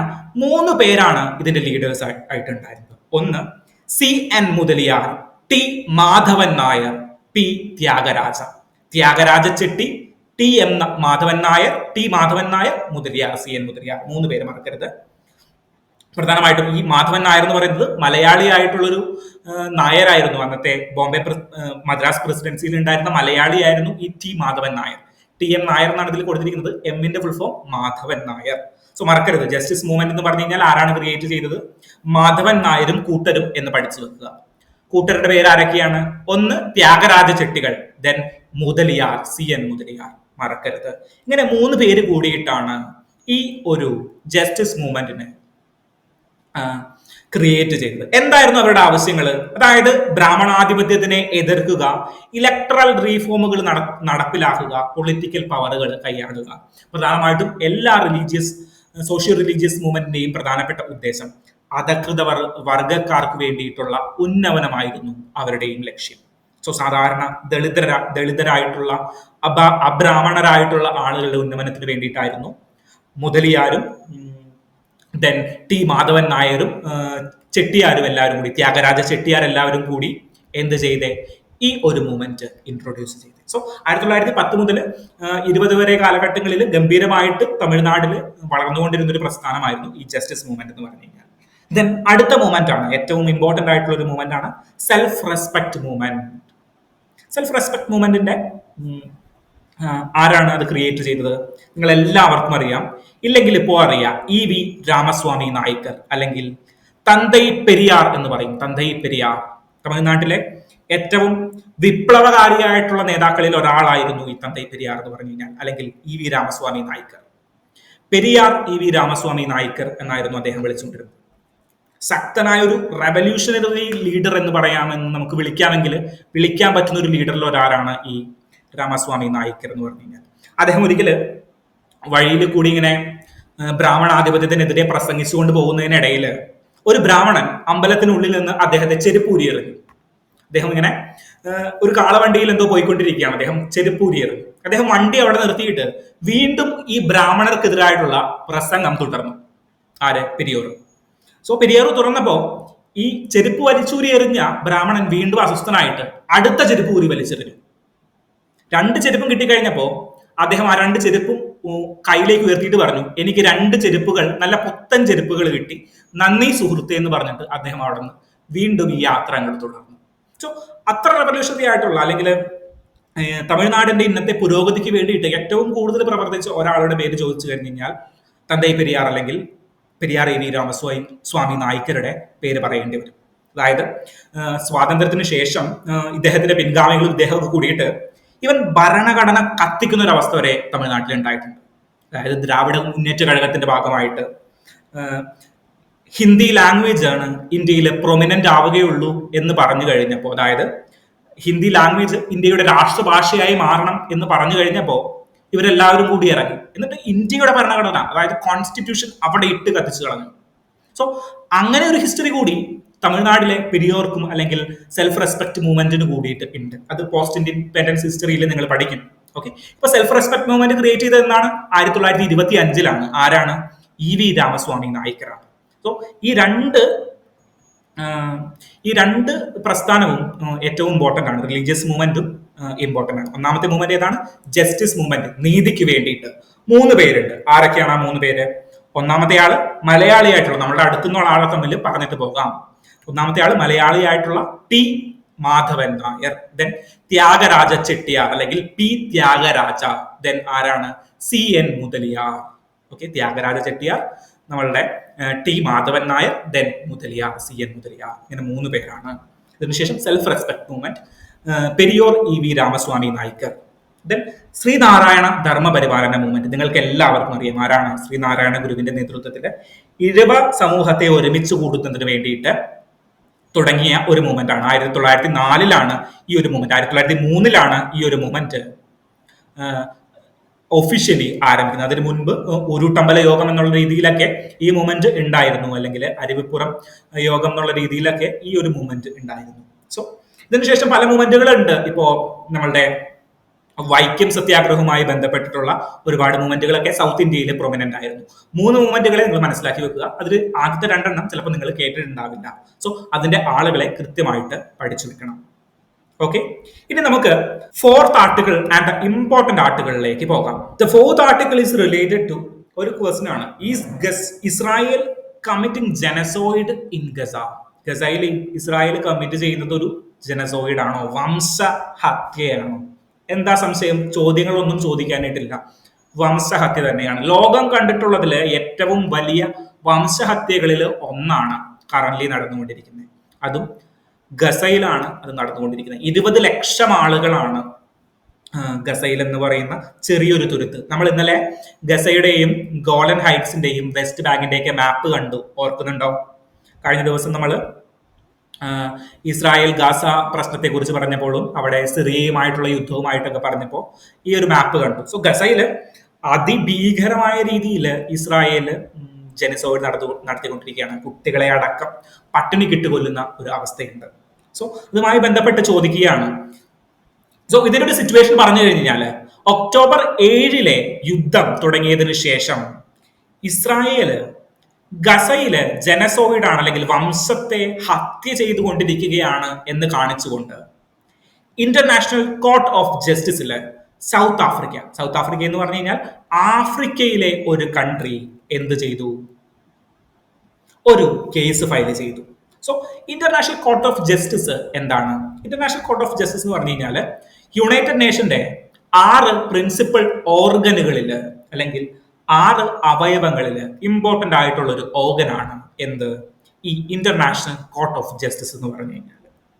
ഓക്കെ, സോ അവിടെ എന്താ ചെയ്യുന്നത്? ഇപ്പൊ ലോകത്ത് വംശഹത്യകൾക്കെതിരെ അല്ലെങ്കിൽ ലോകത്തിന്റെ പ്രശ്നങ്ങൾ ഉണ്ടാകുമ്പോൾ, അതായത് ലോകത്ത് പ്രശ്നങ്ങൾ ഉണ്ടാകുമ്പോൾ അതിന് ആർബിട്രേറ്റ് ചെയ്യുന്നത്, അതിന് മീഡിയേഷൻ വഹിക്കുന്നത് ആരാണ്? ഈ ഇന്റർനാഷണൽ കോർട്ട് ഓഫ് ജസ്റ്റിസ് ആണ്. അതായത് ഇന്ത്യയും പാകിസ്ഥാനും തമ്മിൽ ഒരു പ്രശ്നം ഉണ്ടായി കഴിഞ്ഞാൽ നമുക്ക് വേണമെങ്കിൽ നമ്മൾ കോടതിയിൽ പോകുന്ന പോലെ ഒരു രാജ്യത്തിന് ഇന്റർനാഷണൽ കോർട്ട് ഓഫ് ജസ്റ്റിസിലേക്ക് പോകാം. അവിടെ ആ പ്രശ്നത്തിന് പരിഹാരം കാണാനായിട്ട് ശ്രമിക്കും. അങ്ങനെയാണ് ഈ international court of justice work ചെയ്യുന്നത്. ഓക്കെ, നമുക്ക് ഡീറ്റെയിൽ ആയിട്ട് ഇതിനെ പറ്റി നോക്കാം. പക്ഷെ നമ്മളിപ്പോൾ പറഞ്ഞു വന്നത് ആഫ്രിക്ക എവിടെ പോയി? സൗത്ത് ആഫ്രിക്ക എവിടെ പോയി? ഇന്റർനാഷണൽ കോർട്ട് ഓഫ് ജസ്റ്റിസിലേക്ക് പോയി. കോർട്ട് ഓഫ് ജസ്റ്റിസിൽ ചെന്നിട്ട് എന്ത് പറഞ്ഞു? ഇന്റർനാഷണൽ കോർട്ട് ഓഫ് ജസ്റ്റിസെ, ഗസയിലേക്ക് നിങ്ങൾ നോക്കൂ, അവിടെ നടക്കുന്നത് വംശഹത്യയാണ്, ജെനിസോയിഡ് ആണ്, ഇത് അംഗീകരിക്കാൻ പാടില്ല. Okay, so international court of justice അല്ലെങ്കിൽ യുണൈറ്റഡ് നേഷൻസ് എന്തിനെ ഡിഫൈൻ ചെയ്തിട്ടുണ്ട്? ജെനിസോയിഡിനെ ഡിഫൈൻ ചെയ്തിട്ടുണ്ട്. എങ്ങനെയാണ് ജെനിസോയിഡിനെ ഡിഫൈൻ ചെയ്തിരിക്കുന്നത്? അതായത് ഒരു വംശത്തെ പൂർണ്ണമായിട്ട് ഇല്ലാതാക്കുകയോ അവരെ മെന്റലി ത്രെട്ട് ചെയ്യുകയോ അങ്ങനെയൊക്കെ ചെയ്തു കഴിഞ്ഞു കഴിഞ്ഞാൽ ജെനിസോയിഡ് ആയിട്ട് നമുക്ക് കണക്കാക്കാനായിട്ട് സാധിക്കും. ലോകത്ത് പല ജെനിസോയിഡുകളും നടന്നിട്ടുണ്ട്. അതിൽ ഏറ്റവും ഭീതിജനകമായിട്ടുള്ളൊരു ജെനിസോയിഡ് നടന്നത് ഹിറ്റ്ലറുടെ കാലഘട്ടത്തായിരുന്നു, അല്ലെങ്കിൽ ഹോളോകാസ്റ്റ്. സോ ജൂതന്മാർക്കെതിരെ ശക്തമായിട്ടുള്ളൊരു എന്താ നടന്നത്? അവിടെ ഒരു അടിച്ചമർത്തൽ അല്ലെങ്കിൽ വംശത്തെ ഹത്യ ചെയ്യുകയാണ് ഹോളോകാസ്റ്റിലൂടെ നടന്നത്. ദെൻ അടുത്ത കാലത്ത് നടന്ന ഏറ്റവും വലിയ ജനസോയിഡുകളിൽ ഒന്ന് റാവണ്ട ജനസോയിഡ് ആയിരിക്കാം, അല്ലെങ്കിൽ റാവണ്ട വംശഹത്യയായിരിക്കാം. അതിനുശേഷം നടക്കുന്നത് ഒരുപാട് ജനസോയിഡുകൾ അതിന്റെ ഇടയിൽ നടന്നിട്ടുണ്ട്. ക്രൊയേഷ്യ ബിസസ് നമ്മളുടെ സെർബിയ റിലേറ്റഡ് ആയിട്ടുള്ള ചില പ്രശ്നങ്ങൾ നടന്നിട്ടുണ്ട്. ദെൻ ഇപ്പൊ നടക്കുന്ന ഗാസ ജനസോയിഡ് അല്ലെങ്കിൽ ഗാസയിലെ ആളുകളെ ഭക്ഷണം പോലും കിട്ടാത്ത രീതിയിലേക്ക് കൊന്നൊടുക്കുന്ന ഒരു ജെനിസോയിഡ് ഇപ്പൊ നടക്കുകയാണ്. സോ ജെനിസോയിഡ് എവിടെ ഡിഫൈൻ ചെയ്തിട്ടുണ്ട്? നമ്മളുടെ യുണൈറ്റഡ് നേഷൻസ് ജനറൽ അസംബ്ലിയുടെ പ്രിൻസിപ്പിളുകളിൽ എന്ത് ഡിഫൈൻ ചെയ്തിട്ടുണ്ട്? ജെനിസോയിഡ് എന്ന് പറയുന്ന രേഖ ഡിഫൈൻ ചെയ്തിട്ടുണ്ട്. പക്ഷേ ഈ ജെനസോയിഡിനെ ഇന്റർനാഷണൽ കോർട്ട് ഓഫ് ജസ്റ്റിസ് അംഗീകരിക്കണമെങ്കിൽ ഈ 5 കാര്യങ്ങളിൽ പെടുന്ന പ്രൂഫ് അല്ലെങ്കിൽ എവിഡൻസ് നമുക്ക് കൊടുക്കാനായിട്ട് സാധിക്കണം. വിച്ച് മീൻസ് എങ്ങനെയാണ് നമ്മളുടെ ഇന്റർനാഷണൽ കോർട്ട് ഓഫ് ജസ്റ്റിസ് ജെനിസോയിഡിനെ ഡിഫൈൻ ചെയ്തത്? Killing members of the group, ഒരു ഗ്രൂപ്പിലെ ആളുകളെ കൊല്ലുന്നത്. Causing serious body or mental harm, ഒരു കൂട്ടം ആളുകൾക്ക് ശാരീരികമായിട്ടും മാനസികമായിട്ടും ഉപദ്രവങ്ങൾ ക്രിയേറ്റ് ചെയ്യുന്നത്. Deliberately inflicting conditions to bring about physical destruction, നിങ്ങളെ തുടച്ചു നീക്കും എന്നത് ഡെലിബറേറ്റ്ലി അതിനുള്ള സാഹചര്യങ്ങൾ ഒരുക്കി കൊടുക്കുന്നത്. അതായത് നിങ്ങളെ ആ ഒരു ജനതയെ തുടച്ചു നീക്കാനായിട്ടുള്ള സാഹചര്യങ്ങൾ ഒരുക്കി കൊടുക്കുന്നത്. ഫോർ എക്സാമ്പിൾ, ഗസയിലേക്ക് എന്ത് പോകുന്നില്ല? ഫുഡും ആംനിറ്റീസും പ്രൊവൈഡ് ചെയ്യുന്ന ഒരു കപ്പലുകൾ പോലും ഇപ്പൊ പോകുന്നില്ല. ചില യുണൈറ്റഡ് നേഷന്റെയും ആംനസ്റ്റി ഇന്റർനാഷണൽ അടക്കമുള്ള അല്ലെങ്കിൽ റെഡ് ക്രോസ് അടക്കമുള്ള ഇവരുടെ മാത്രമാണ് ഈ എന്ത് പോകുന്നേ, നമ്മളുടെ കപ്പലുകളും വ്യാപാര ചരക്കുകളും ഒക്കെ പോകുന്നത്. സോ അത് അവർക്കൊട്ടും യൂസബിൾ അല്ല. കാരണം 20 ലക്ഷം ആളുകളാണ് ഗസയിൽ മാത്രം തിങ്ങി പാർക്കുന്നത് എന്ന് ഓർക്കണം. So deliberately inflicting conditions to bring about physical destruction, physical ഡിസ്ട്രക്ഷന് വേണ്ടിയിട്ട് ഡെലിബറേറ്റ്ലി കണ്ടീഷൻസിനെ ഇൻഫ്ലിക്റ്റ് ചെയ്യുന്നു. ദെൻ വേറെ എന്താണ്?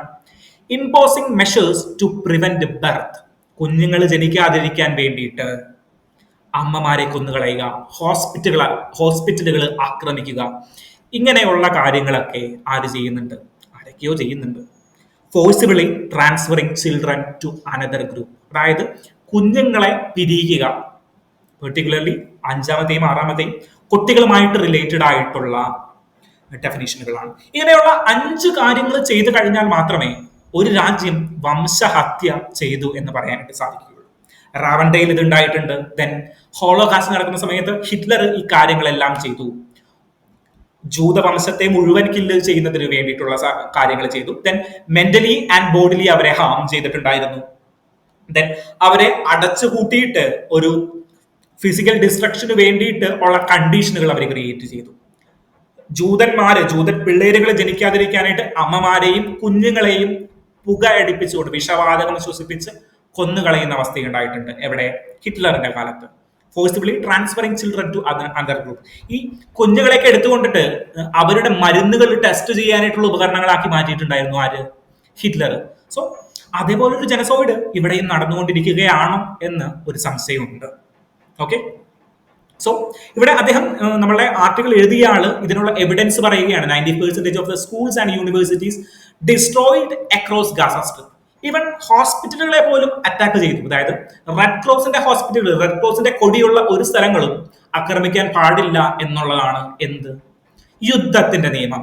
ആ നിയമം പോലും തെറ്റിക്കപ്പെട്ടു. അവിടെ 17,000-ഓളം കുട്ടികൾ അവിടെ കൊല ചെയ്യപ്പെട്ടിട്ടുണ്ട്. സോ ഇതെല്ലാം നോക്കിക്കഴിഞ്ഞു കഴിഞ്ഞാൽ ഇതൊരു ജെനസോയിഡിന്റെ ക്യാരക്ടറിസ്റ്റിക്സ് എല്ലാം പ്രവർത്തിക്കുന്നുണ്ട്. പക്ഷേ ഇന്റർനാഷണൽ കോർട്ട് ഓഫ് ജസ്റ്റിസില് ഈ ജെനസോയിഡ് പ്രൂവ് ചെയ്യുക എന്നുള്ളത് ഏറ്റവും മെനക്കെട്ടൊരു പണിയാണ്. കാരണം എവിഡൻസ് കൃത്യമായി കൊടുത്തു കഴിഞ്ഞാൽ മാത്രമേ ഇന്റർനാഷണൽ കോർട്ട് ഓഫ് ജസ്റ്റിസിൽ ഇത് പ്രൂവ് ചെയ്യാനായിട്ട് സാധിക്കുകയുള്ളൂ. ആരാ ഇന്റർനാഷണൽ കോർട്ട് ഓഫ് ജസ്റ്റിസിലേക്ക് പോയേ? South Africa. ആഫ്രിക്കയുടെ താഴെ കിടക്കുന്ന ഒരു കുഞ്ഞൻ രാജ്യമാണ് ഇന്റർനാഷണൽ കോർട്ട് ഓഫ് ജസ്റ്റിസിലേക്ക് പോയത്. ഏത് രാജ്യത്തിന് വേണ്ടെങ്കിലും ഈ ജെനസോയിഡിനെതിരെ, വംശഹത്യക്കെതിരെ ഇന്റർനാഷണൽ കോർട്ട് ഓഫ് ജസ്റ്റിസിലേക്ക് പോവാം. അതിന് ഈ ഒരു യുദ്ധത്തിൽ പാർട്ടിസിപ്പേറ്റ് ചെയ്യണം എന്നൊന്നും ഇല്ല. ഓക്കെ, സോ സൗത്ത് ആഫ്രിക്ക പോയി. പക്ഷെ ഇത് പ്രൂവ് ചെയ്യണമെങ്കിൽ നേരത്തെ പറഞ്ഞ 5 കാര്യങ്ങളുണ്ടല്ലോ, ഈ പറഞ്ഞിരിക്കുന്ന 5 കാര്യങ്ങൾ, ഈ 5 കാര്യങ്ങളിലുമുള്ള കൃത്യമായിട്ടുള്ള എവിഡൻസ് നമ്മൾ കൊടുക്കണം. പ്രൂവൺ എവിഡൻസ് കൊടുക്കണം. അത് പല കേസുകളിലും കിട്ടാറില്ല.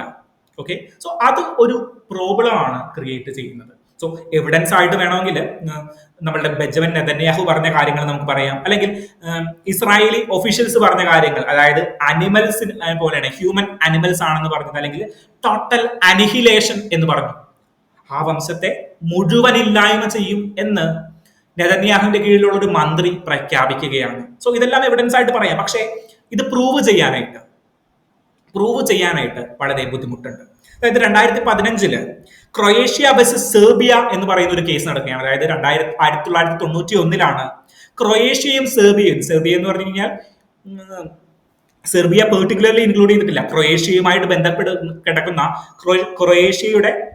ക്രൊയേഷ്യയുമായി ബന്ധപ്പെട്ട് കിടക്കുന്ന സെർബിയയുടെ ചില ഭാഗങ്ങളാണ് എന്ത് ചെയ്തേ, ഒരു വംശഹത്യയുടെ രൂപത്തിലേക്ക് മാറി. അതായത് അവിടെയുള്ള ഇന്റേണൽ പൊളിറ്റിക്സ് അല്ലെങ്കിൽ ഇന്റേണൽ റിബല്യൻ കാരണമാണ് അങ്ങനെ ഒരു ജെനസോയിഡിലേക്ക് അവിടെ പോയത്. സോ അതുമായി ബന്ധപ്പെട്ട് ഒരു വംശഹത്യയാണ് നടന്നത് എന്ന് പറഞ്ഞപ്പോഴും ഇതിന് കൃത്യമായിട്ടുള്ള തെളിവുകൾ ഉണ്ടോ എന്നുള്ളതാണ് ആര് ചോദിച്ചേ? ഇന്റർനാഷണൽ കോർട്ട് ഓഫ് ജസ്റ്റിസ് ചോദിച്ചേ. സോ ഇത് പ്രൂവ് ചെയ്യാനായിട്ട് ഇന്റർനാഷണൽ കോർട്ട് ഓഫ് ജസ്റ്റിസിൽ പ്രൂവ് ചെയ്യാനായിട്ട് വളരെ മെനക്കെട്ടൊരു പരിപാടിയാണ്. സോ പല രാജ്യങ്ങളും ഈവൻ കാനഡ ആണെങ്കിലും UK ആണെങ്കിലും ജർമ്മനി ആണെങ്കിലും ഇതിനെ എതിർക്കുന്നുണ്ട്. കാരണം ഇത് പ്രൂവ് ചെയ്യുക എന്നുള്ളത് ഒരു ഭയങ്കര മെനക്കെട്ടൊരു പരിപാടിയാണ്. പലപ്പോഴും പല ജനസോയിഡുകളും പ്രൂവ് ചെയ്യപ്പെടാത്തത് കൊണ്ട് മാത്രം പല ഭരണാധികാരികളും രക്ഷപ്പെട്ടു പോകുന്നുണ്ട്. സോ ഇതാണ് ഇതിന്റെ ഒരു ടോട്ടൽ പിക്ചർ എന്ന് പറഞ്ഞു കഴിഞ്ഞാൽ. നമ്മൾ ആദ്യം എന്താ പറഞ്ഞേ? ആദ്യം നമ്മൾ ഇന്റർനാഷണൽ കോർട്ട് ഓഫ് ജസ്റ്റിസിലേക്ക് ആരാണ് പോയതെന്ന് പറഞ്ഞു. സൗത്ത് ആഫ്രിക്കയാണ് ഇന്റർനാഷണൽ കോർട്ട് ഓഫ് ജസ്റ്റിസിലേക്ക് പോയത്. എങ്ങനെയാണ് ഒരു ജെനിസോയിഡിനെ ഇന്റർനാഷണൽ കോർട്ട് ഓഫ് ജസ്റ്റിസ് അല്ലെങ്കിൽ യുണൈറ്റഡ് നേഷൻസ് ഡിഫൈൻ ചെയ്തിട്ടുള്ളത്? 5 കാര്യങ്ങളാണ്. ഹ്യൂമനിനെ പൂർണ്ണമായിട്ട് നശിപ്പിക്കുക, ദെൻ കുട്ടികളെ ആക്രമിക്കുക, അല്ലെങ്കിൽ കുട്ടികളെ വേറെ ഗ്രൂപ്പുകളിലേക്ക് മാറ്റുക, ദെൻ മെന്റലി ത്രെട്ട് ചെയ്യുക, ഫിസിക്കൽ കണ്ടീഷൻസുകൾ ഒരുക്കുക. ഇങ്ങനെ 5 കാര്യങ്ങളാണ് എന്തിനു വരുന്നേ? ജെനിസോയിഡിനെ ഡിഫൈൻ ചെയ്യുന്നത്. ദെൻ ജെനിസോയിഡിനെ പ്രൂവ് ചെയ്യാനായിട്ട് ആരാണ് പ്രൂവ് ചെയ്യേണ്ടത്? ജെനിസോയിഡിനെ പ്രൂവ് ചെയ്യേണ്ടത് സൗത്ത് ആഫ്രിക്ക പ്രൂവ് ചെയ്യണം. അവിടെ എന്തുണ്ടെന്ന്, ജെനിസോയിഡ് നടക്കുകയാണെന്ന് പ്രൂവ് ചെയ്യുന്നത്. അതിന് കൃത്യമായിട്ടുള്ള എവിഡൻസ് കൊടുക്കണം. ഒരു എവിഡൻസ് പോരാ, ഈ 5 കാര്യങ്ങളിലുള്ള എവിഡൻസ് നമ്മൾ കൊടുത്തിരിക്കണം. എന്നാൽ മാത്രമേ ഇന്റർനാഷണൽ കോർട്ട് ഓഫ് ജസ്റ്റിസ് ഒരു ജെനിസോയിഡിനെ അംഗീകരിക്കുകയുള്ളൂ. So it's a hectic task. ഇതൊരു ഹെക്ടിക് ടാസ്ക് ആണ്. Okay, so that creates a problem. So ഇനി നമുക്ക് നോക്കേണ്ടത് ഇന്റർനാഷണൽ കോർട്ട് ഓഫ് ജസ്റ്റിസ് എങ്ങനെയാണ് വർക്ക് ചെയ്യുന്നത് എന്നുള്ളതാണ്. യുണൈറ്റഡ് നേഷന്റെ ഒരു ഓർഗൻ ആണ് ഇന്റർനാഷണൽ കോർട്ട് ഓഫ് ജസ്റ്റിസ് എന്നുള്ളത് ഞാൻ പറഞ്ഞല്ലോ. സോ യുണൈറ്റഡ് നേഷൻസിന് 6 ഓർഗനുകളുണ്ട്, അല്ലെങ്കിൽ 6 ഓർഗനൈസേഷനുകളുണ്ട്. The first one is united nations general assembly. അതായത് എല്ലാ രാജ്യങ്ങളെയും 196 രാജ്യങ്ങളുടെയും പ്രതിനിധികളുള്ള ഒരു ജനറൽ അസംബ്ലിയാണ് UN ജനറൽ അസംബ്ലി എന്ന് പറഞ്ഞു കഴിഞ്ഞാൽ. ഓക്കെ, അവിടെയാണ് അജണ്ട മേക്ക് ചെയ്യുന്നത്, റെക്കമെൻഡേഷനുകൾ, ഇന്റർനാഷണൽ ഇഷ്യൂസിനെ കുറിച്ചിട്ട് ലോകത്തുള്ള എല്ലാ രാജ്യങ്ങളും കൂടി ഒരുമിച്ചിരുന്ന് ചർച്ച ചെയ്യുന്നത്, രാജ്യത്തിന്റെ പ്രതിനിധികൾ ഒരുമിച്ചിരുന്ന് ചർച്ച ചെയ്യുന്നത്. Okay, the second one is united Nations security council. അവിടെ ലോക സുരക്ഷയെ സംബന്ധിച്ചിട്ടുള്ള കാര്യങ്ങളെ ഡീറ്റെയിൽ ചെയ്യുന്ന സ്ഥലമാണ് എവിടെ? United Nations security countries. ഇതിൽ നമ്മൾ പലപ്പോഴും പറഞ്ഞിട്ടുണ്ട് 5 മെമ്പേഴ്സ് പെർമനന്റ് മെമ്പേഴ്സ് ആണ്. ഓക്കെ, 5 പെർമനന്റ് മെമ്പേഴ്സും 10 നോൺ പെർമനന്റ് മെമ്പേഴ്സും ആണ് എന്തിലുള്ളത്? യുണൈറ്റഡ് നേഷൻസ് സെക്യൂരിറ്റി കൗൺസിൽ ഉള്ളത്. ആരൊക്കെയാണ് പെർമനന്റ് മെമ്പേഴ്സ്? ഒന്ന് ചൈന, UK തുടങ്ങാം, UK, US. പിന്നെ ഒരു പ്രധാന ശക്തി ഏതാണ്? റഷ്യയുണ്ട്, ദെൻ ഫ്രാൻസ് ഉണ്ട്, ദെൻ ചൈനയുണ്ട്. അങ്ങനെ 5 പേരാണ് ഈ പെർമനന്റ് മെമ്പേഴ്സിലുള്ളത്.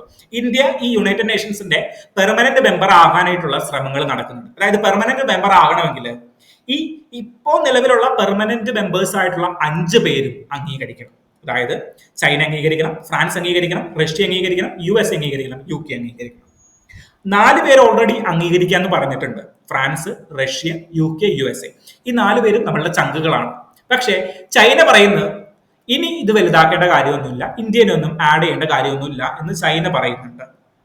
ഓക്കെ, സോ അത് ഒരു പ്രോബ്ലമാണ്. അപ്പോൾ യുണൈറ്റഡ് നേഷന്റെ മറ്റൊരു സംഘടന ഏതാണ്? United Nations security council. മൂന്നാമത്തെ സംഘടനയാണ് ഇന്റർനാഷണൽ കോർട്ട് ഓഫ് ജസ്റ്റിസ്, അല്ലെങ്കിൽ ഇന്റർനാഷണൽ കോർട്ട് ഓഫ് ജസ്റ്റിസ്. ഇത് 1945 തന്നെ യുണൈറ്റഡ് നേഷൻസ് രൂപീകരിച്ചപ്പോൾ തന്നെ ക്രിയേറ്റ് ചെയ്യപ്പെട്ട ഒരു സംഘടനയാണ്, അല്ലെങ്കിൽ ഒരു ഓർഗനാണ് ഇന്റർനാഷണൽ കോർട്ട് ഓഫ് ജസ്റ്റിസ്. ഞാനൊരു ചോദ്യം ചോദിക്കട്ടെ, യുണൈറ്റഡ് നേഷൻസിന്റെ ഹെഡ് ക്വാർട്ടേഴ്സ് എവിടെയാണ്? യുണൈറ്റഡ് നേഷൻസിന്റെ ഹെഡ് ക്വാർട്ടേഴ്സ് ന്യൂയോർക്കിലാണ്, USA-യിലാണ്. USA-യിലെ ന്യൂയോർക്കിലാണ് യുണൈറ്റഡ് നേഷൻസിന്റെ ഹെഡ് ക്വാർട്ടേഴ്സ്. എന്നാൽ ഇന്റർനാഷണൽ കോർട്ട് ഓഫ് ജസ്റ്റിസിന്റെ ഹെഡ് ക്വാർട്ടേഴ്സ് ഹേഗിലാണ്, അതായത് നെതർലൻഡിലാണ് ഇന്റർനാഷണൽ കോർട്ട് ഓഫ് ജസ്റ്റിസിന്റെ ഹെഡ് ക്വാർട്ടേഴ്സ്. ഓക്കെ, അതായത് യുണൈറ്റഡ് നേഷൻസിന്റെ ഓർഗൻസുകളിൽ ന്യൂയോർക്കിന് പുറത്ത് ഹെഡ് ക്വാർട്ടേഴ്സ് ഉള്ള ഒരു ഓർഗനൈസേഷൻ മാത്രമേ ഉള്ളൂ. പലപ്പോഴും ഈ PSC പരീക്ഷകളിലും SSC പരീക്ഷകളിലൊക്കെ ചോദിക്കുന്ന ഒരു സിമ്പിൾ ചോദ്യമാണ്. ഇന്റർനാഷണൽ കോർട്ട് ഓഫ് ജസ്റ്റിസിന്റെ ഹെഡ് ക്വാർട്ടേഴ്സ് എവിടെയാണ്? ഹെയ്ഗ് ആണ്, അല്ലെങ്കിൽ നെതർലൻഡ്സ് എന്ന് പറയും. അവിടെ ഒരു പീസ് പാലസ് ഉണ്ട്. ലോകത്തിന്റെ സമാധാനം ക്രിയേറ്റ് ചെയ്യാൻ, അല്ലെങ്കിൽ ലോകത്തിന്റെ സമാധാനം ഞങ്ങളിലൂടെയാണ് എന്ന് സ്വയം പ്രഖ്യാപിച്ചുകൊണ്ട് പോകുന്ന ഒരു ഓർഗനൈസേഷൻ ആണ് international court of justice. So അവിടെ ഒരു പീസ് പാലസിലാണ് ഇവര് സ്ഥിതി ചെയ്യുന്നത്. ഓക്കെ, സോ ഇതിന്റെ കമ്പോസിഷൻ, എത്ര ജഡ്ജിമാരുണ്ടാവും എന്ന് നമുക്ക് നോക്കാം. 15 ജഡ്ജിമാര് ഇന്റർനാഷണൽ കോർട്ട് ഓഫ് ജസ്റ്റിസിൽ ഉണ്ടാവും. 15 ജഡ്ജിമാര്. ഇവരുടെ കാലാവധി 9 വർഷമായിരിക്കും. ഓക്കെ, ഇവരുടെ കാലാവധി 9 വർഷമായിരിക്കും. എങ്ങനെയാണ് ഒരു ജഡ്ജിനെ ഇതിലേക്ക് തിരഞ്ഞെടുക്കുന്നത്? അതായത് യുണൈറ്റഡ് നേഷൻസ് ജനറൽ അസംബ്ലിയും അംഗീകരിക്കണം, ദെൻ യുണൈറ്റഡ് നേഷൻസ് സെക്യൂരിറ്റി കൗൺസിലും അംഗീകരിക്കണം. ഓക്കെ, അതിനർത്ഥം എന്താ? അതിനർത്ഥം ചൈനയും ഫ്രാൻസും റഷ്യയും UK-യും USA-യും അംഗീകരിച്ചിട്ടില്ലെങ്കിൽ ഒരു ജഡ്ജിന് ഇവിടെ ഇന്റർനാഷണൽ കോർട്ട് ഓഫ് ജസ്റ്റിസിൽ അംഗമാകാനായിട്ട് പറ്റില്ല. മനസ്സിലായോ? ലോകത്തെ നിയന്ത്രിക്കുന്ന അമേരിക്ക പിന്താങ്ങിയില്ലെങ്കിൽ ഒരാൾക്ക് ആരാവാൻ പറ്റില്ല, ഇന്റർനാഷണൽ കോർട്ട് ഓഫ് ജസ്റ്റിസിൽ ജഡ്ജ് ആയിട്ടിരിക്കാനായിട്ട് പറ്റത്തില്ല. ഓക്കെ, യുണൈറ്റഡ് നേഷൻസ് ജനറൽ അസംബ്ലിയും അംഗീകരിക്കണം. ആരും അംഗീകരിക്കണം? സെക്യൂരിറ്റി കൗൺസിലും അംഗീകരിക്കണം. ഓക്കെ, 15 ജഡ്ജികളാണ് ആകെ ഉണ്ടാവുക. 9 വർഷമായിരിക്കും അവരുടെ കാലാവധി. എന്താണ് അവർ ചെയ്യുന്നത്? രാജ്യങ്ങളെ, പെർട്ടിക്കുലർലി ഒരു രാജ്യങ്ങൾ തമ്മിലുള്ള പ്രശ്നങ്ങളും രാജ്യങ്ങൾ ഇതുപോലുള്ള വംശഹത്യകൾ നടക്കുമ്പോൾ രാജ്യങ്ങളെ അതിൽ പ്രതി ചേർക്കുകയും അവർക്കുള്ള ശിക്ഷകളും സാക്ഷനുകളും വിധിക്കുകയാണ് ആര് ചെയ്യുന്നത്? നമ്മളുടെ ഇന്റർനാഷണൽ കോർട്ട് ഓഫ് ജസ്റ്റിസ് ചെയ്യുന്നത്. ഓക്കെ, ദെൻ അടുത്ത ഓർഗൻ ഏതാണ്? യുണൈറ്റഡ് നേഷൻസ് സെക്രട്ടേറിയറ്റ്, അല്ലെങ്കിൽ UN സെക്രട്ടേറിയറ്റ്. ദെൻ അടുത്ത ഓർഗൻ സെക്രട്ടേറിയറ്റ് എന്ന് പറഞ്ഞു കഴിഞ്ഞാൽ എന്താണ്? സെക്രട്ടേറിയറ്റ് ബ്യൂറോക്രസി വർക്കുകൾ ചെയ്യുന്ന ആളുകളാണ്, എക്സിക്യൂട്ടീവ് ആണ്.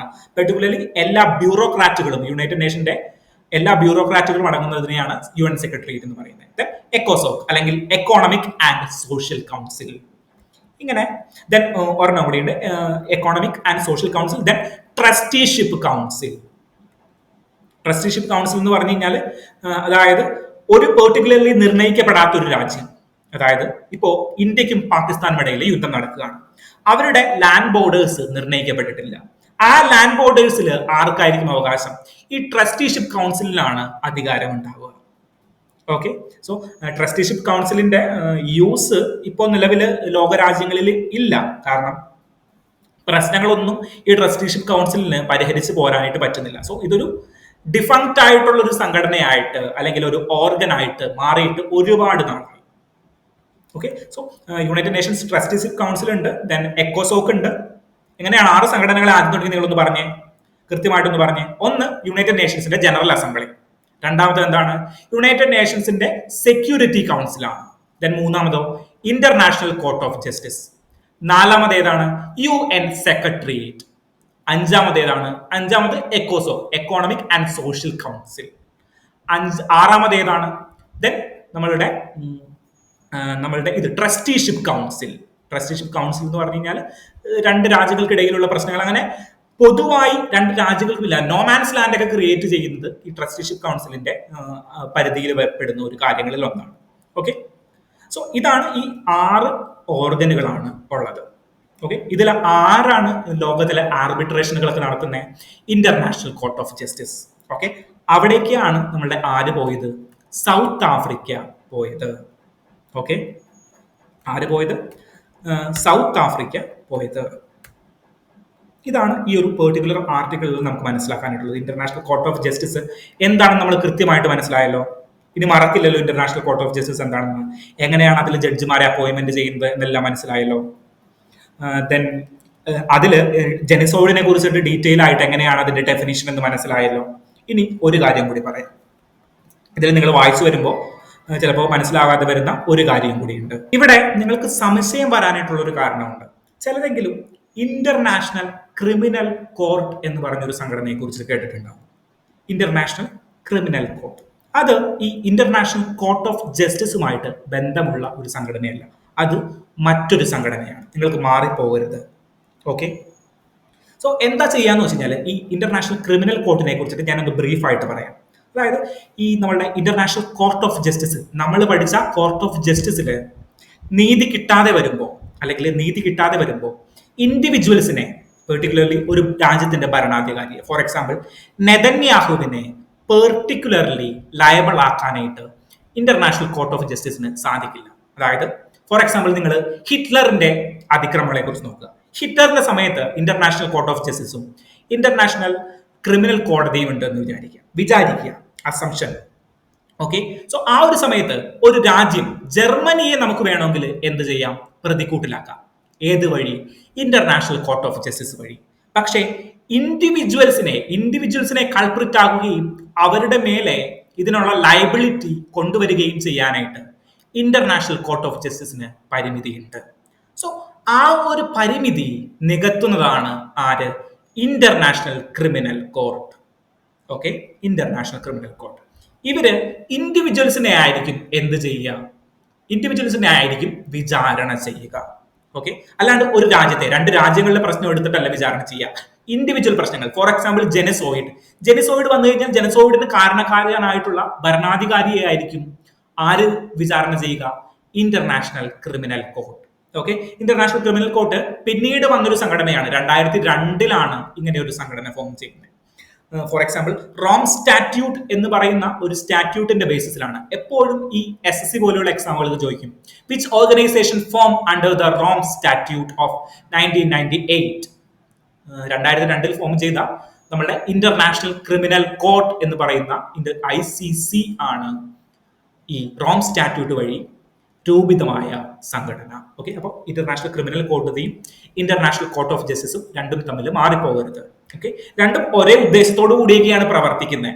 ജെനിസോയിഡുകളെ തകർക്കുക, ലോകത്ത് സമാധാനം കൊണ്ടുവരിക. പക്ഷെ ഇന്റർനാഷണൽ കോർട്ട് ഓഫ് ജസ്റ്റിസ് എന്ന് പറഞ്ഞു കഴിഞ്ഞാൽ UN-ന്റെ ഒരു ഓർഗനാണ്, UN-ന്റെ ഒരു സംഘടനയാണ്. ദെൻ ഇന്റർനാഷണൽ ക്രിമിനൽ കോടതി എന്ന് പറഞ്ഞു കഴിഞ്ഞാൽ ഒരു സെപ്പറേറ്റ് ജുഡീഷ്യൽ എൻറ്റിറ്റിയാണ്. മനസ്സിലാക്കുക, അതിൽ ഇൻഡിവിജ്വൽസിനെയാണ് അവിടെ എന്ത് ചെയ്യുക? അവിടെ വിചാരണകൾ ചെയ്യുക. ഓക്കെ, സോ ഇതിന്റെ ഒരു എക്സ്റ്റൻഷൻ ആണ്. അതായത് നമ്മളുടെ റാവണ്ടൻ ജനസോയിഡുമായി ബന്ധപ്പെട്ടിട്ട് ഒരു ട്രിബ്യൂണലൊക്കെ നമ്മൾ രൂപീകരിച്ചിട്ടുണ്ടായിരുന്നു 1993 94 കാലഘട്ടങ്ങളിൽ. പക്ഷേ ഈ ട്രിബ്യൂണൽ എന്ന് പറഞ്ഞു കഴിഞ്ഞാൽ ഒരു കുറച്ച് കാലത്തേക്ക് അല്ലെങ്കിൽ അഡ്ഹോക്ക് കമ്മിറ്റികളാണ്, അല്ലെങ്കിൽ കുറച്ച് നാളത്തേക്ക് വേണ്ടി മാത്രം രൂപപ്പെടുന്ന കോടതികളെയാണ് ഈ നോർമൽ അഡ്ഹോക്ക് ട്രിബ്യൂണൽ എന്ന് പറയുന്നത്. റാവണ്ടൻ ജനസോയിഡിനെ കുറിച്ചിട്ട് മാത്രം ചർച്ച ചെയ്യാനായിട്ട് അതിൽ ബന്ധപ്പെട്ട ഇൻഡിവിജ്വൽസിനെ അല്ലെങ്കിൽ ഭരണാധികാരികളെ വിചാരണ ചെയ്തു. അപ്പൊ നമുക്ക് തോന്നി 1998 ആയപ്പോഴേക്കും നമുക്ക് തോന്നി അതുപോലെ നമുക്ക് ലോകത്ത് ഒരു സംഘടന വേണം. എന്തിനു വേണ്ടിയിട്ട്? ഇൻഡിവിജ്വൽസിനെ ലയബിലിറ്റി ചെയ്യുന്ന അല്ലെങ്കിൽ ലയബിൾ ആക്കുന്ന ഒരു സംഘടന വേണം. സോ അങ്ങനെയാണ് റോം സ്റ്റാറ്റ്യൂട്ടിന്റെ ബേസിസിൽ നമ്മൾ 2002 ഇന്റർനാഷണൽ ക്രിമിനൽ കോർട്ട് എന്ന് പറയുന്ന സംഘടന രൂപീകരിച്ചത്. സോ രണ്ടും മാറിപ്പോകരുത്. രണ്ട് സംഘടനകളെ കുറിച്ച് പറഞ്ഞു, international court of justice and international criminal court. Okay, നമ്മൾ ഡിസ്കസ് ചെയ്തത് UN-ന്റെ ഓർഗൻ ആയിട്ടുള്ള ഇന്റർനാഷണൽ കോർട്ട് ഓഫ് ജസ്റ്റിസ്, നീതിക്ക് വേണ്ടിയിട്ടുള്ള സംഘടന. ഓക്കെ, അങ്ങനെയാണെങ്കിൽ ഒരു കാര്യം പറഞ്ഞേ, ജസ്റ്റിസ് മൂവ്മെന്റ് ആരാണ് കൊണ്ടുവന്നത്? ജസ്റ്റിസ് മൂവ്മെന്റിന്റെ 3 നേതാക്കളുടെ പേര് പറഞ്ഞേ. നേരത്തെ നമ്മൾ കഴിഞ്ഞ ന്യൂസിൽ ജസ്റ്റിസ് എന്ന് പറഞ്ഞപ്പോൾ ഓർമ്മ വന്നപ്പോൾ നിങ്ങൾ ചോദിക്കുകയാണ്, വീഡിയോ പോസ്റ്റ് ചെയ്യുക, ആരാണെന്ന് ഓർക്കുക. 3 പേര്: ടി മാധവൻ നായർ, രണ്ടാമത്തെ ആളോ മുതലിയാർ, CN മുതലിയാർ, ദെൻ ത്യാഗരാജ ചെട്ടിയാർ. 3 പേരെ മറക്കരുത്. ജസ്റ്റിസ് എന്ന് പറഞ്ഞപ്പോൾ ഓർമ്മ വന്നത് മാത്രമാണ്. നമുക്ക് നെക്സ്റ്റ് ആർട്ടിക്കിളിലേക്ക് പോകാം. So the fifth article is related to India-UK relations. കുറച്ച് ദിവസങ്ങൾക്കുള്ളിൽ പ്രൈം മിനിസ്റ്റർ മോദിജി UK-യിലേക്ക് വിസിറ്റ് ചെയ്യാൻ പോവുകയാണ്. നമ്മൾ ഈ കഴിഞ്ഞ മെയ്യിലാണ് UK-യുമായിട്ട് ഒരു ഫ്രീ ട്രേഡ് എഗ്രിമെന്റ് രൂപപ്പെടുത്തുന്നത്. ഒരു ഫ്രീ ട്രേഡ് എഗ്രിമെന്റുകൾ നമ്മൾ രൂപപ്പെടുത്തിയിട്ടുണ്ട്. ആരായിട്ട്? UK-യുമായിട്ട്. അതിന്റെ ഫൈനൽ പ്രോസസ്, അതായത് അത് പ്രഖ്യാപിക്കുകയും എന്ന് മുതലാണ് അങ്ങനെയുള്ള ഒരു ട്രേഡ് നിലവിൽ വരുന്നത്, എല്ലാം കാര്യങ്ങളും ഈ ഒരു ചർച്ചയിൽ, ഈ ഒരു കൂടിക്കാഴ്ചയിൽ പ്രഖ്യാപിക്കും എന്ന് നമുക്ക് പ്രതീക്ഷിക്കാം. ഈ ഒരു അവസരത്തിൽ നമുക്ക് ഇന്ത്യയുടെയും UK-യുടെയും റിലേഷൻ ഒന്ന് ഡീറ്റെയിൽ ആയിട്ട് നോക്കേണ്ടതുണ്ട്. ഓക്കെ, UK-നെ നമുക്കറിയാലോ, ബ്രിട്ടനെ എതിർത്തുകൊണ്ടാണ് നമ്മൾ സ്വാതന്ത്ര്യത്തിലേക്ക് വന്നത്. നമ്മൾ തമ്മിൽ ചെറിയൊരു കണക്ഷൻ ഉണ്ട്. ഒരു 200 വർഷക്കാലം, 200 ഇല്ലെങ്കിലും ഒരു 100 വർഷക്കാലം നമ്മളെ കൊളോണിയൽ ഭരണത്തിന് കീഴിൽ ബ്രിട്ടൻ വെച്ചുകൊണ്ടിരുന്നു. അതിനെതിരെ ശക്തമായി പോരാടിക്കൊണ്ടാണ് 1947 നമുക്ക് സ്വാതന്ത്ര്യം കിട്ടുന്നത്. സ്വാതന്ത്ര്യം കിട്ടിയിട്ടും ബ്രിട്ടീഷ് കോമൺവെൽത്തിൽ ഇന്ത്യ അംഗമായിരുന്നു. 1950 ഇന്ത്യ റിപ്പബ്ലിക് ആവുകയും ഇന്ത്യ ബ്രിട്ടീഷ് കോമൺവെൽത്തിൽ തുടരുകയും ചെയ്തു. ഈ കോമൺവെൽത്തിലെ രാജ്യങ്ങളിലെ ഫോറിൻ ഹയസ്റ്റ് പൊസിഷൻ വഹിക്കുന്ന ആളെയാണ് നമ്മൾ ഹൈ കമ്മീഷണർ എന്ന് വിളിക്കുന്നത്. അതായത് കോമൺവെൽത്തിലെ രാജ്യങ്ങളിലെ നമ്മളുടെ ഏറ്റവും ടോപ്പ് മോസ്റ്റ് IFS ഓഫീസർ ആരായിരിക്കും? ദ ഹൈ കമ്മീഷണർ ആയിരിക്കും.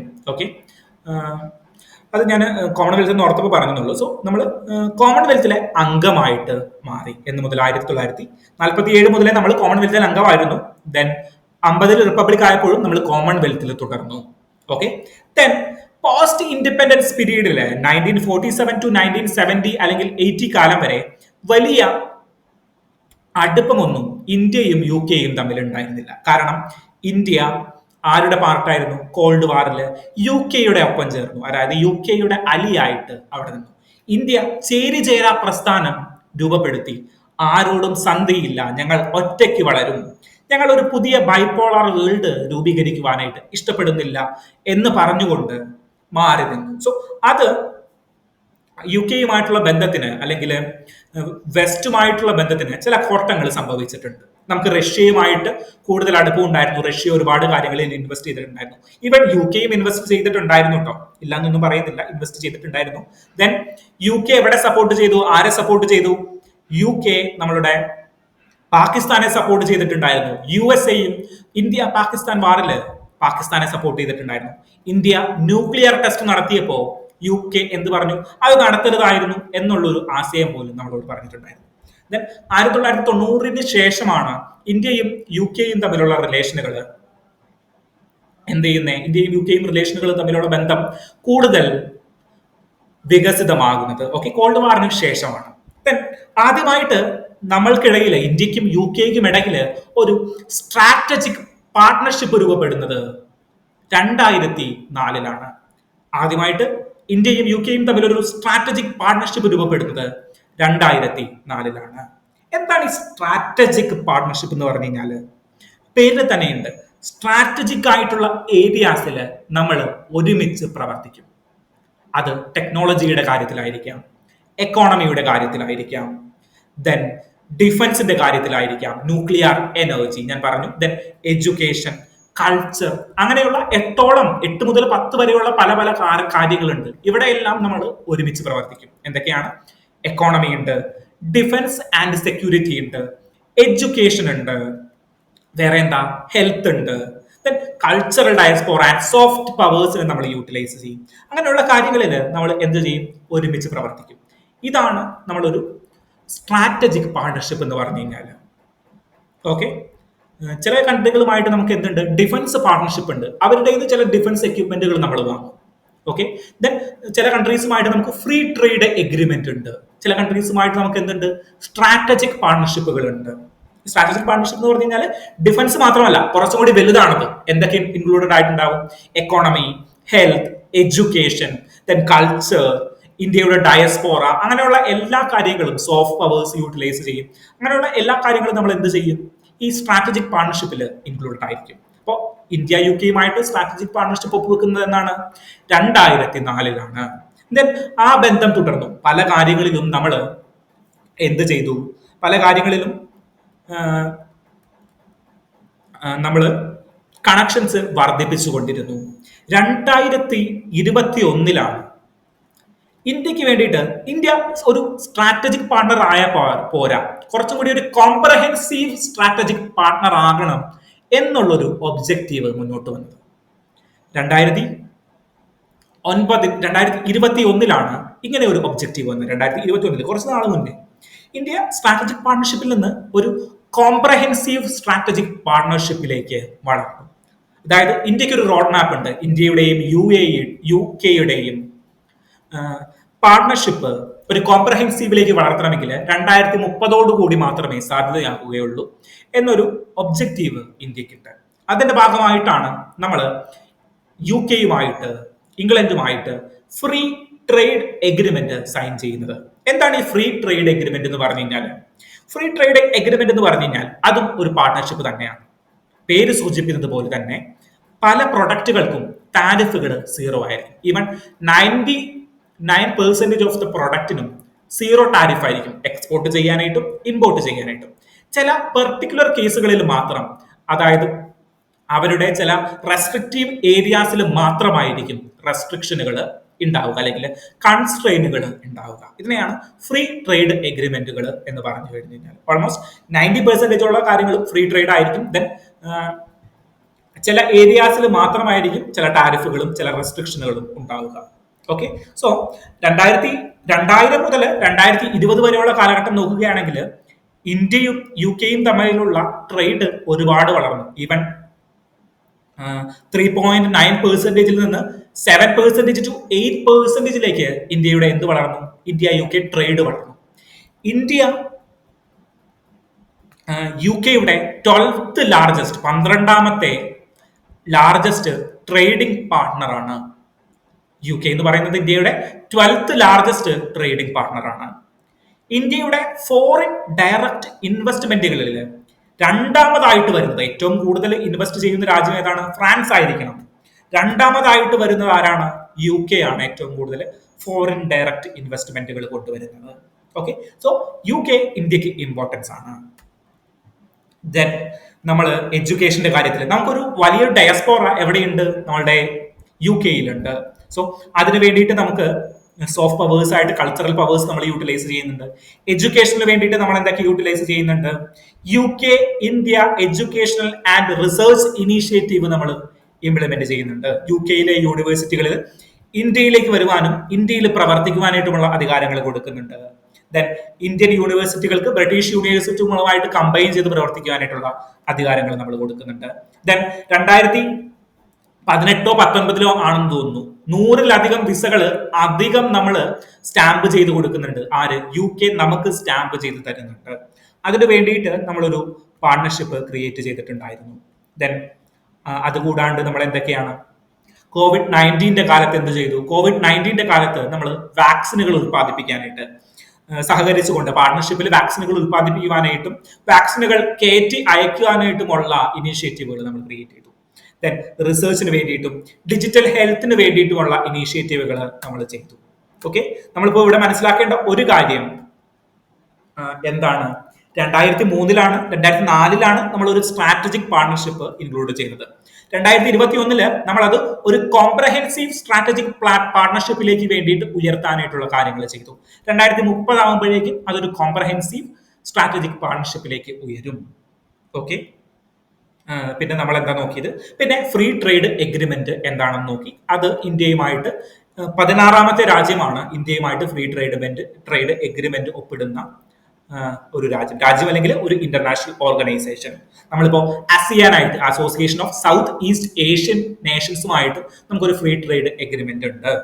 ഓക്കെ, സോ രാജ്യങ്ങൾ മാത്രമായിട്ടല്ല നമ്മൾ ഫ്രീ ട്രേഡ് എഗ്രിമെന്റ് ഒപ്പിടുക, പല രാജ്യങ്ങളുടെ ഒരു കൂട്ടമായിട്ടുള്ള ഒരു യൂണിയനുമായിട്ടും നമ്മൾ ഫ്രീ ട്രേഡ് എഗ്രിമെന്റുകൾ ഒപ്പിടാറുണ്ട്.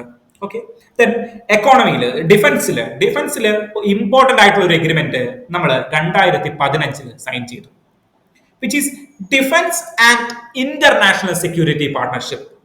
ഇന്റർനാഷണൽ സെക്യൂരിറ്റിക്ക് വേണ്ടിയിട്ടും ഇന്ത്യയുടെ ഡിഫൻസിന് വേണ്ടിയിട്ടുമുള്ള ഒരു പാർട്ണർഷിപ്പ് 2015 നമ്മൾ ഒപ്പിട്ടു. ഇതുവഴി നമ്മുടെ ഡിഫൻസ് ഇൻവെസ്റ്റ്മെന്റുകളിൽ അല്ലെങ്കിൽ ഡിഫൻസ് എയർക്രാഫ്റ്റുകൾ, ഷിപ്പുകൾ, അങ്ങനെയുള്ള കാര്യങ്ങളുടെ മെഷീനറീസ് ഉത്പാദിപ്പിക്കുന്നതിന് വേണ്ടിയിട്ട്, ടെക്നോളജീസിന് വേണ്ടിയിട്ട് നമ്മൾ എന്ത് ചെയ്തു? ഒരു പാർട്ണർഷിപ്പ് ഒപ്പിട്ടു എന്ന് 2015. ഓക്കെ, അപ്പൊ നിങ്ങൾ ഇത് ബ്രോഡായിട്ട് മനസ്സിലാക്കുക. ഈ സ്ട്രാറ്റജിക് പാർട്ണർഷിപ്പ് എന്ന് പറഞ്ഞു കഴിഞ്ഞാൽ ഡിഫൻസിൽ മാത്രമല്ല എന്ന് മനസ്സിലാക്കുക. വേറെയും 8ഓളം കാര്യങ്ങളുണ്ട്. എന്തൊക്കെയാണ് ആ കാര്യങ്ങൾ? ഒന്ന് എക്കോണമി. ഓക്കെ, ഒന്ന് economy. Then of course defence വരും. ദെൻ അതായത് നമ്മൾ UPSC-യിൽ പഠിക്കുന്ന എല്ലാ കാര്യങ്ങളും അതിലുണ്ടാവും. ഒന്ന് എക്കോണമി, ദെൻ ഡിഫൻസിനെ കുറിച്ച് പഠിക്കുന്നുണ്ട്, ജിയോ പൊളിറ്റിക്സ് അല്ലെങ്കിൽ ഇന്റർനാഷണൽ റിലേഷനുമായി ബന്ധപ്പെട്ട്. കാരണം ഞാൻ നേരത്തെ പറഞ്ഞു, യുണൈറ്റഡ് നേഷൻസ് സെക്യൂരിറ്റി കൗൺസിൽ ഒരു പെർമനന്റ് മെമ്പറാണ് ആര്? UK. സോ ഇന്ത്യക്ക് യുണൈറ്റഡ് നേഷൻസിൽ കയറണമെങ്കിൽ UK-യുടെ വോട്ട് അല്ലെങ്കിൽ UK-യുടെ സമ്മതം വേണം. UK സമ്മതിച്ചു, ഇന്ത്യക്ക് കയറാമെന്ന് പറഞ്ഞ് സമ്മതിച്ചു. ഈവൻ ഫ്രാൻസ് പോലും സമ്മതിച്ചു. ഇനി ആര് സമ്മതിക്കണം? ചൈന കൂടി സമ്മതിക്കണം. എന്ന് കഴിഞ്ഞാൽ മാത്രമേ ആര് കയറുകയുള്ളൂ? നമ്മളുടെ ഇന്ത്യ സെക്യൂരിറ്റി കൗൺസിൽ കയറുകയുള്ളൂ.